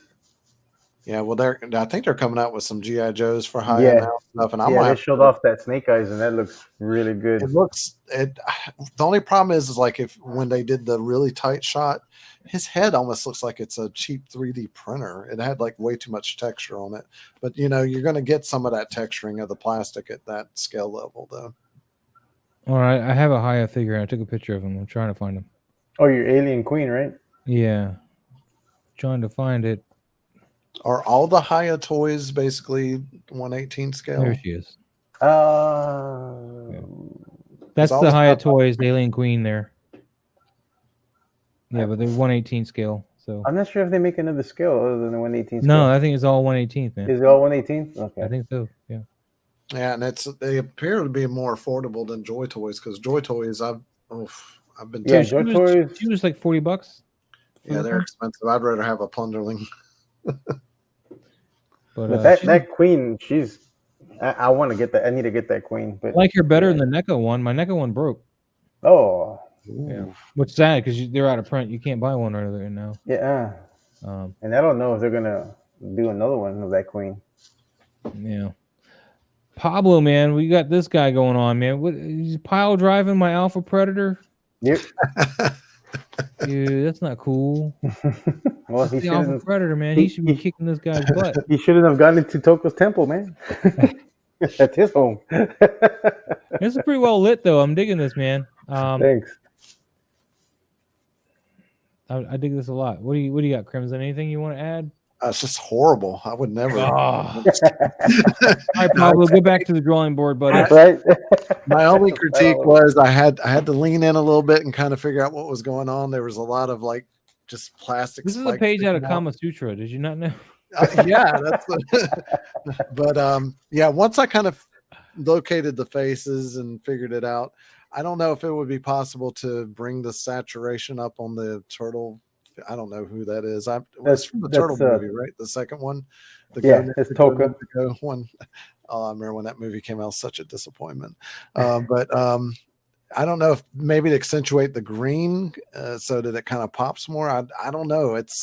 I can't really critique it much at all. I mean, because well, if you pop in the green some more, it's gonna make this. It's gonna hit some of these blues a little bit and mess with that. There's no way around it. Yeah, so even unless you go through and mask and all the green you play with and do that, which is gonna be a pain in the butt because the slip subject. No, you wouldn't have to do that. You could do a color adjustment layer. And that's because I have an orange light. Grab that blue and mess with that a little bit because some of these blues are in that green spectrum. Yeah, and that's because I have an orange light on that right, just to get some of that green that Toko has, and then I have the blue. It's like between a blue and a lavender to illuminate the background and the Alpha Predator. Yeah, the only way he's gonna bring this green out is if he does a mask, and he's gonna have to use a brush and a masking tool. Yeah. And select all You of that. could do the color adjustment layer and then add a clipping mask and go in with a black brush and just paint That out could be areas too. you Paint don't. it out. Yeah. Clipping So, I mask, mean, there's a way. It would take some work, but I'm not even sure that would. I don't know. You got to be really careful with the coloring on this. Just I think because it's gonna butcher your coloring though too. Like Yeah. these highlights are gonna get kind of a weird separation with the color because you've changed the color the way you did. yeah. This purple up here is gonna get messed with because you're playing with the greens and the way My the green only- fits in this purple. It's gonna get kind of messy. And my only critique with Pablo in general lately is like, dude, you don't have to put smoke at the bottom of all your pictures. Okay. There's some of them that it doesn't need it. But here it's some kind of shadow showing that they're in the air coming down. Look at all this smoke. It's wonderful. I love it. Pablo, There's keep been up a with few the shots lately. I'm like, why did you bother with the smoke? It doesn't need it. It's but other than maybe a shadow, if there's any way you could have framed it with a little more touch angle and gotten a shadow in and showed that they're right at the moment where they hit the ground, that might. Other than that, I mean, perfect shot. Well, let's get into Green Man here, man, because I think he posted last week and we missed him. So let's make sure we cover Green Man. I have no idea what this is. So Crimson, Salmon Max. It's There you Salmon go. Max, I think. this is Salmon not Max. the is from the Max, is it? Huh? Does it Isn't say it in that- the description? it This doesn't was say for our new group collab too, and I think he wanted to do something from a video game. So Oh, okay. I never played the games. Oh, Salmon Max. I have no idea what that is. I think he shoots off of his phone exclusively, and Okay. I don't know. It being a cell phone camera shot, I don't know what his lighting situation is, but the black line that's kind of dissecting the left 2/3 of the shot, I can't make out what that is. That's a crack in the wall and the. I think it's a two-piece diorama. Oh, okay. But with a black phone like that, like you gotta reframe that. You can't. Yeah. Yeah, It's you been- have to the move phone that gets over lost. unless you want that Yeah. crack for whatever other reason. Yeah. Yeah, the phone's getting a little lost. Yeah. I like the shot though in general. I like the top shot looks great on this because he is a small character. So and I love this texture of these guys. All this texture on this diorama wall and everything. It makes it look really interesting. It makes me want to know more about where this is taking place at. Like the scene. But then this throws me all out of the shot, like because then it's reminding me this is a diorama and it's like two halves of it or something not fit together right or something. I mean, if this were Stranger Things, make it that rift, Yeah, but you would want to, weather that rift so it's got some ridges to it, some more. But yeah, no, I agree with you. It could be a crack in the world or something. That'd be cool, but you do need to make it look more like a crack in the world and not a separation of two plates of a diorama. So, the other thing is like this trunk or something. This needs to be some other color. It's just. I feel like this should pop out a little bit more. If you're gonna have this black phone, you want to have this pop out a little bit more with some kind of color. Not a red based color either. Like maybe like a something just a reddish lighter, brown. Yeah, just a lighter color, but not something muted like the rest of the scene. Like just I don't know how to explain it. I like this. This figure's cute, man. It's a cool figure. Yeah, I don't know if that's the Super 7 one or not Super 7. I forgot who did the Max and Sam Max figures. Was it Reaction that did them? Maybe. I don't know. That figure looks kind of old. You can see it's got discoloration to it and stuff. And I noticed that some of his figures are older ones too. But I'm not sure that was. That's true. It does look like an older figure. But I think when you're doing that small a scale too, it really helps to have an actual camera with, something with a 100mm lens like you use, Maz. It's going to help kind of just give that separation and just kind of make it into a scene and not just like make it look more cinematic. It is a little flat. It's suffering from that, but I think what this really needs is select the figure and give him specifically a little bit more exposure, make him pop a little bit so he's not so flat on the back. I don't think you have to really play with the lighting of him, like specifically. Like no one place I feel like doesn't have the light to work on the figure's shadows and stuff. But I do feel the figure is still a little dark. If that makes any sense. So maybe just bring up the exposure on the figure itself.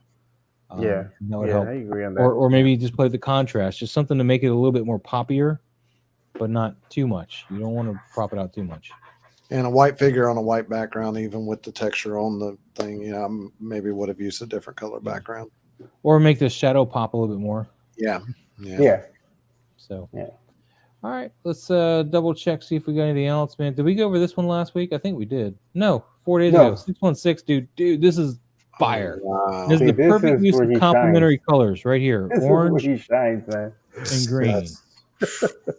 And It's this like is on the edge of orange too. This is like a red orange, but it's still it orange needs to and say green. coming this fall, you know, Yeah. on it or something. That's a promo shot right there. That's professional level. Well, I think this is inspired by the Predator video game. They had like that one cinematic where you had the Predator like looking through the fog, and he's got his laser sights going, but it wasn't two-tone fog. But he was like swooshing back and forth, like scanning.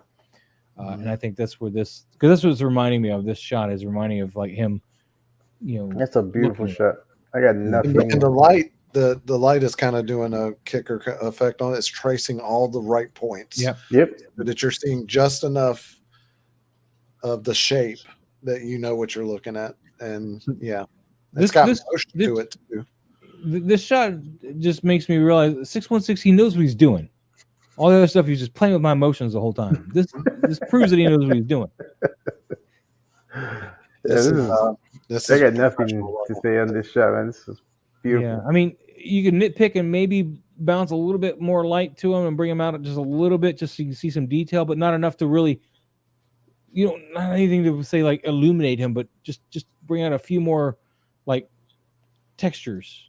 Just enough light to bring out a little bit more texture. Not enough light to see anything, just texture. So kind of like how you got texture here, But again, as nitpicky, I don't even think it needs to be done, but it's something you could try. So I actually like it the way it is. Actually, yeah, I like it. I'm not saying I don't like it the way it is. Something you play with. But yeah, it's damn. I like this a lot. This is one of my favorite shots of the day. I really would like to know how he does his laser effects. Yes, 616, man. Do a BTS on how you do your laser effects. That'd be wonderful. Thank you for playing. I'm gonna move on. We're just gonna sit there and love that picture all day. We got Darkwing Collections. We got Grogu playing with the Joker. This needs to be cut with a little bit of white on Grogu. There's too much saturation going on. Yeah, I was gonna say he's too saturated. Yeah, he needs another. You need to cut that with some white because it looks like you got green and blues on them. Maybe a little bit of white somewhere down here to give this sparkle. But Crimson, anything else you want to suggest? I like that he's holding a Joker because Mark Hamill played both Luke Skywalker and does the voice for Joker. So maybe this is the green light is all from the Mark Hamill. Yeah, but Joker. He's got all this white light, this actual, Yeah, I agree. I mean, lights. So this should continue. It's a little too much like playing with the light like that. Going with almost like kind of one highlighted color can work in some circumstances, but in this particular shot, I don't think it works. Also, the background's too far back. Like it something like the background should have been. Yeah, this bit of row of light needs to be a little closer, like right about here. Yeah. You want to add one more row of light here, and then you want to add a lume cube or whatever you want to do to cast some white light kind of down and behind him. Yeah. And that way it will give him a rim light of white, and that might help a lot with his saturation issue. It may be enough to desaturate him enough. You may want a bounce card in front of him too, though. It depends. It's too harsh of a light because once you get overexposed like that, you really can't fix it. And it's better to underlight your stuff than to overlight it, because I've noticed that if I don't know if you've discovered a way to fix it, but if it's too bleached out with light, I can't fix it. Yeah, if you're doing walls, you should be able to fix it mostly. I don't know. It depends on where it's overexposed at, really. Let's see. We got, is this AO.Z? Yes. This is Aquaman. His face looks a little blown out there, buddy. It's like there's like no real jawline or texture other than the beard. It's just like you've lost any of the bone structure of his face with the light. That's where Phil Light's doing too much work. Yeah. Yeah. Get that, blowing that out. Let me hit the like button though, because I do like it. It's just a little blown out. I love the rooted hair on this guy. It's great. Yeah. Pablo, anything you want to add? No, just what you said. Also, his face is a little. Do we all blown concur out. then? A little blown out here on this side. Yep. Gotcha. All right, well, we'll move on then. Move on. We don't count him. He doesn't count. 616, man. 5 days ago, another beautiful. This is where you need to be at, man. Well, I like both versions of this too. I like them both. Yep. You've had him on the program before, right? No, he hasn't been on the stream before. We need He needs to to come on the stream stream then and share some wisdom. Yeah. We'll sit down. We're not worthy. We're not worthy. Maybe he'll share his laser technique. But I'm digging this, man. You get the lighting on point here. You got some blue cast off all on his face here, which works.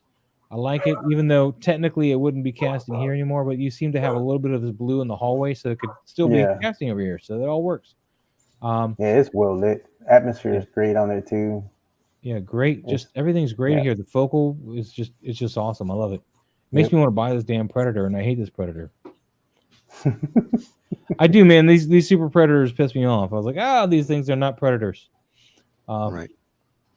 They're right there with Anakin Skywalker. But yeah, I don't think we're gonna single this out too much, man. This is just awesome stuff. 616. I love it. Yep. Thank you for sharing it with us. Perfect. And I think we're about done. We got this Harry Mezco video. Yeah. Oh, good. Yeah, he got himself some new Gomez figures. Yeah, he's got like a Bruce Lee Gomez. I don't know what this one is. H Squad, I guess, or whatever that means. Yeah, Hazard Squad. Yeah. Hell yeah, Crimson. dude. The Crimson Ninja. I like me some Mizcos, but I don't have any of the Gomez stuff, man. I got the Nosferatus, I got the Dark Knight Returns, and I got Michael Myers and Jason Voorhees. That's all the Mezco ones I got. The Gomez bodies are great. Like they're you can really articulate those. Well, I don't doubt it, but it's just I don't need a bug in my collection. Yeah. It's not. Yeah, it's definitely not for They everybody. seem to sell out really quick too. I went on their website the other day. They were sold out of everything. But yeah, I think we're about done. Ooh, Falco there with another Berserker Predator. That's a nice shot. This is one where you do need to get rid of this joint because you're not supposed to see that anyway. You need to go through and clean this up. Again, a content-aware fill would probably bring this together, make this look pretty good on its own. Just take your lasso tool in Photoshop, select this, then hit Shift Backspace, and then content-aware fill, and hit Enter, and be sure for the most part should fix it. Be sure to feather your lasso when you do that too. If you no, if you do Shift Backspace, it does it for you. It does it for you. It's like perfect. Oh, really? If you go and do edit and content-aware fill, it's the loser move. Don't do that. Shift. Yeah, don't do Backspace. that. So use the lasso tool and hold Shift and then delete. I learned Photoshop back on like CS5, so I'm still not. Look, man. Look, I'm going to show you right now, man. Check this out. All right, we're going to grab something here. Let's see. We'll take this picture here. Let me see if I can find. I don't know if it's going to be a great example here. I'm going to put my foot in my mouth right here, I think. And it's not always going to be like 100%. You may still need to go back and do a little bit of the clone tool or hitting tool, but for the majority of it, it'll freaking. You're on the roll. It does it all for you. Hard object. Let me open something else then.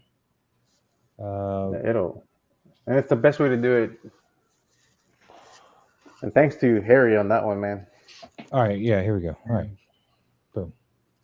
What? God dang it! Open. God, always going to be too difficult. All right, let's do it with one of these guns. Let's try that. Let's take the lasso tool. We're going to lasso this gun out here, and we're going to hit Shift Backspace, and that put it over on the other thing. So let me move that over here. This is what happens when you hit Shift Backspace. So you just got this basic little box, right? And just Content aware fill, make sure that's selected. Everything else you leave alone. Hit OK. hit OK, and Boom. then all you have to do is just I mean, it's go in not there perfect, and just but I can do this again yeah. and be more precise in my selection. Let's see. But it automatically feathers it for you. It's a little tighter. I mean, this is not where I would normally use it. This is a bigger object, but again, let's do That's it pretty again. cool. And then you'll get it It's closer, and then grabbing- you could go in there and touch it up with the clone tool or the healing brush tool, and I mean it makes it so much quicker. Yeah, that's man. I wish I knew that. Let me see if I can find a joint that I didn't.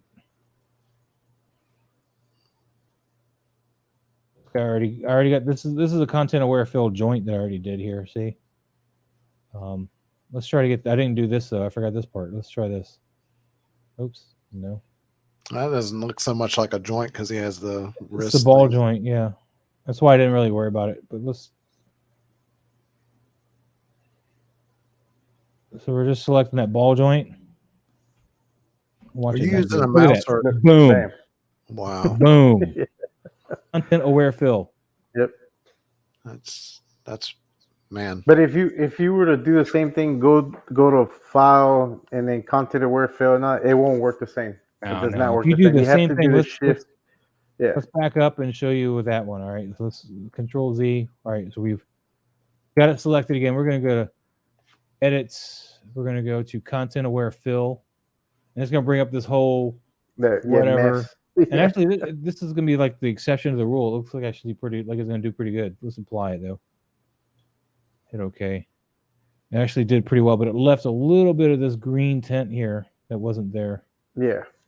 You can just use the clone stamp tool there. And Yeah, but even there, you can still kind of see the line versus the other way. You don't see that line. It's you do it this way it again, works so much and better. then look at that. Damn. You don't have to go and do anything. Just poof. that's crazy. And that green isn't there. It selected it. It filled it from the right area where it didn't. The sample from the edit version brought in the green from this bit, brought it down here. But, yeah, it's crazy how evil that. Oops. Wait. It's crazy how well that does, man. Just insane. Still digging that predator blood, man. That's you did. And see why I had to add like the link to it, because this is the actual photo. See how I had this when I did the crooked, and so I had to turn the photo, line it back up. Then of course to make everything work, I had to scoot it over, and that's why he's further towards the middle now. Yes. Like so. See how he's closer to the middle, and this is all filled in and flat. That's pretty cool. Yeah. All right, where were we? Boom. So yeah, content aware, fill this, buddy, and you'd be on your way. Let's see, Darkwing Collections. I had it behind the scenes on that Yoda Joker image. Oh, sweet. Hold on. Let's go back to it. Oh yeah, we had a little tab thingy here. Oh, it's so dark. I feel like I'm watching like 2001, and we're like going down the spaceship thing. And there we go. Oh, nice. So yeah, you got a lot of. Oh, that's a much smaller figure than I thought it was. Oh yeah, it's the 1/6 scale Yoda, so he's made to go with like the 6 scale Mandalorian and stuff. Is there another one too? No. Let me. So that's like a little infinity mirror he's got behind him. I thought it was like. Yeah, I'm gonna pause it here in a second. Let me because I should be able to select it and pause it. Boom. All right, so he's got a blue light coming from here. I don't know what the snoots. I think the snoot's pointing that white towards the tip of the blade here. Because if you recall, it's got that white tip on the. I'll show you the picture in a minute when we're done. And you got this what looks like a green light coming from here, shooting here. Really what is this top them. thing here? I can't tell what that is. Another blue light. It looks like another color light. So this should have been a white light. I think that would have solved a lot of it, because it would have looked like the white light extending from this hallway. Yep. And it probably would have cut a lot of that for you. But let me show you. So that's where that snoot's pointing right there, getting that tip lit right there. Yep. So yeah, good stuff, man. Just a little oversaturated Darkwing. Just want to bring some white back into there and desaturate them with that. That should do a lot for you. And the other thing on that shot, I'm not sure you'd want to cover up his entire, that much of his face with the card. Also, He says very light blue and white light on the snoot. Yeah, the white light on the snoot though is pointing right here, right? So Yep. it's not cutting any of the saturation down. It's pointing to the knife tip, which is a great effect on the knife tip. I'm not knocking that at all. Just Yeah, but he needed it on his head a little bit. He's just got way too much saturation. That's all. Well, kids, I think it's that time. I think we're done. This is another longer show, man. Jeez. I tell it you. went by quickly though. Yeah, man. 3.5 hours. It felt like an hour to me. That's today's shot though. I did. I don't know if we talked about this one at all. Did we? No. We talked about it. You and I talked about it earlier, but not on the show. That's cool. This is a statue. This is like a 1/10 scale statue of Ileana Rasputin, A.K.A. Magic from X-Men. This effect here, what I did is I took a black piece of poster board and I cut a circle out.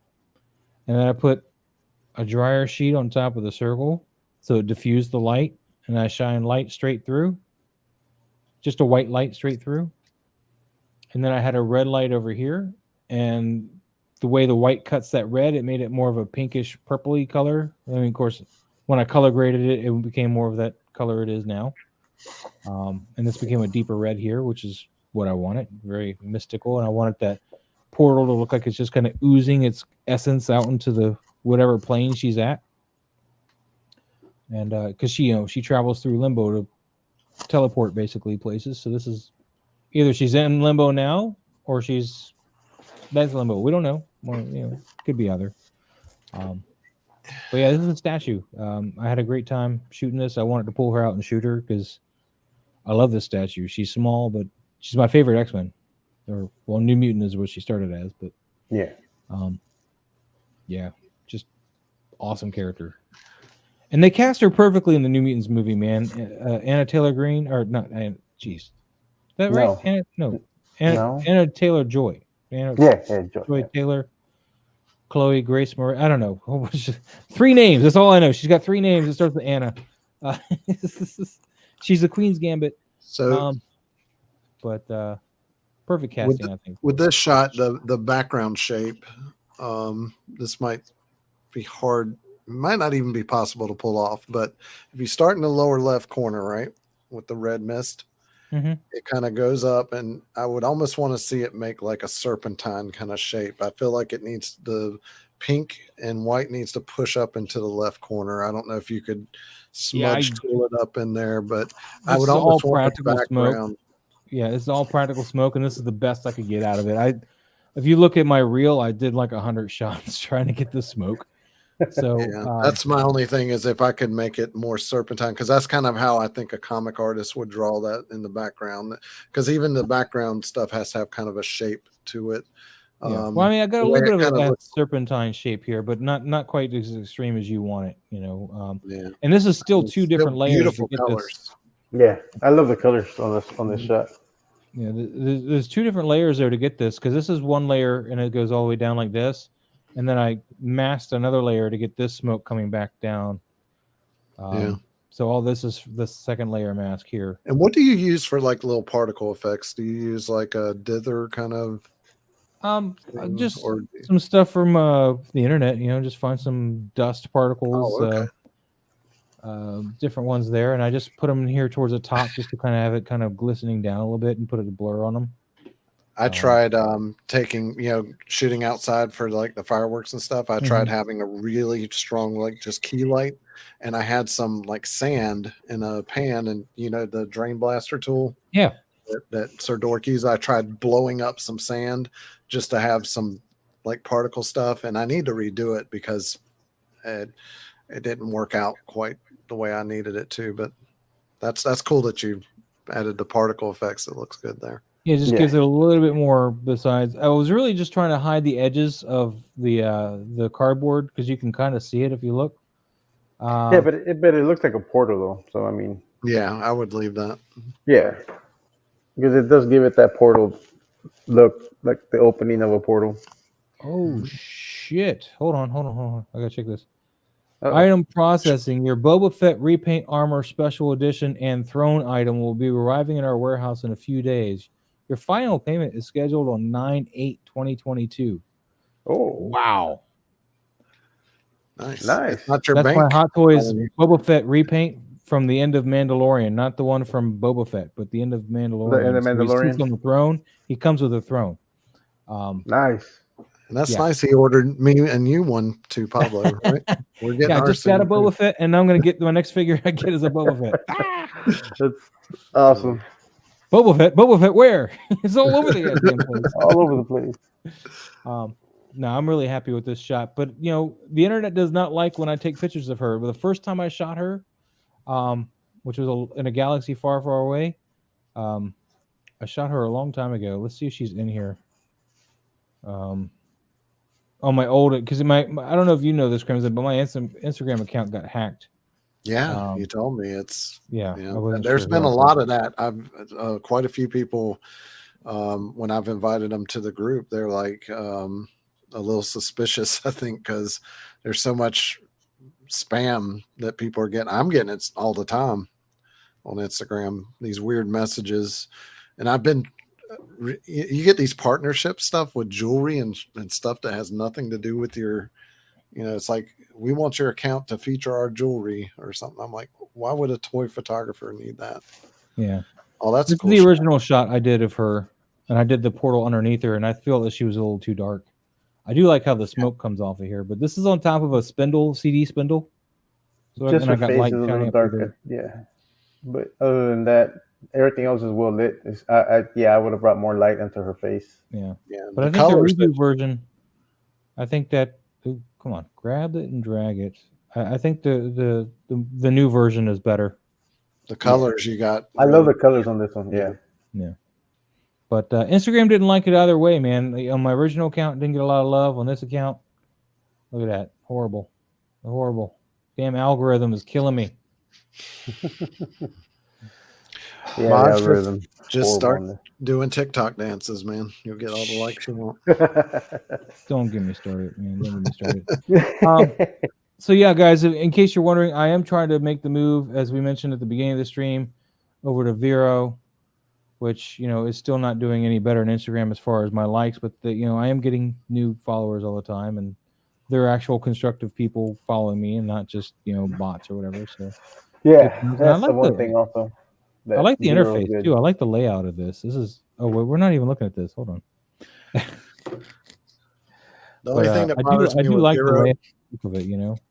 the only thing that bothers me with Vero, and point somebody made in the group chat today, is that they are looking at a possible subscription model once they get out of beta, and I'm like, I really don't want to invest all that into it, and then. But it's supposed to not be that expensive either. So if it's like a couple bucks a year, I could do that. But if it's like a couple bucks a month, then I'm gonna have to cancel that. You know, if Instagram would do that and say, "Hey, look, we're gonna push back the photography, but we need everybody, you know, to pitch in $2 a year or something," shoot, I'd pay in a heartbeat. Get off of this TikTok craze. But the other problem with Vero is that you know, content creators or whatever, they're using it, but not anybody that would financially back them, like companies or anything. That's the problem, is you don't have that reach to those companies. Yeah, you're not gonna get your clients and businesses on Vero. Not now, but you may still come out later, you know, because I mean, as more photographers move to that platform, companies will go, well, they're all going here. That's true. There, so yeah, but I think at that point is when they'll probably do the subscription, because right now they're still doing the beta, even though they've been around for 7 years, I think, or something like that. Well, they never had the user base. Yeah. So we'll see. We'll see how it goes once they do the subscription and see what the deal is. That huge photographer on YouTube, just Peter McKinnon.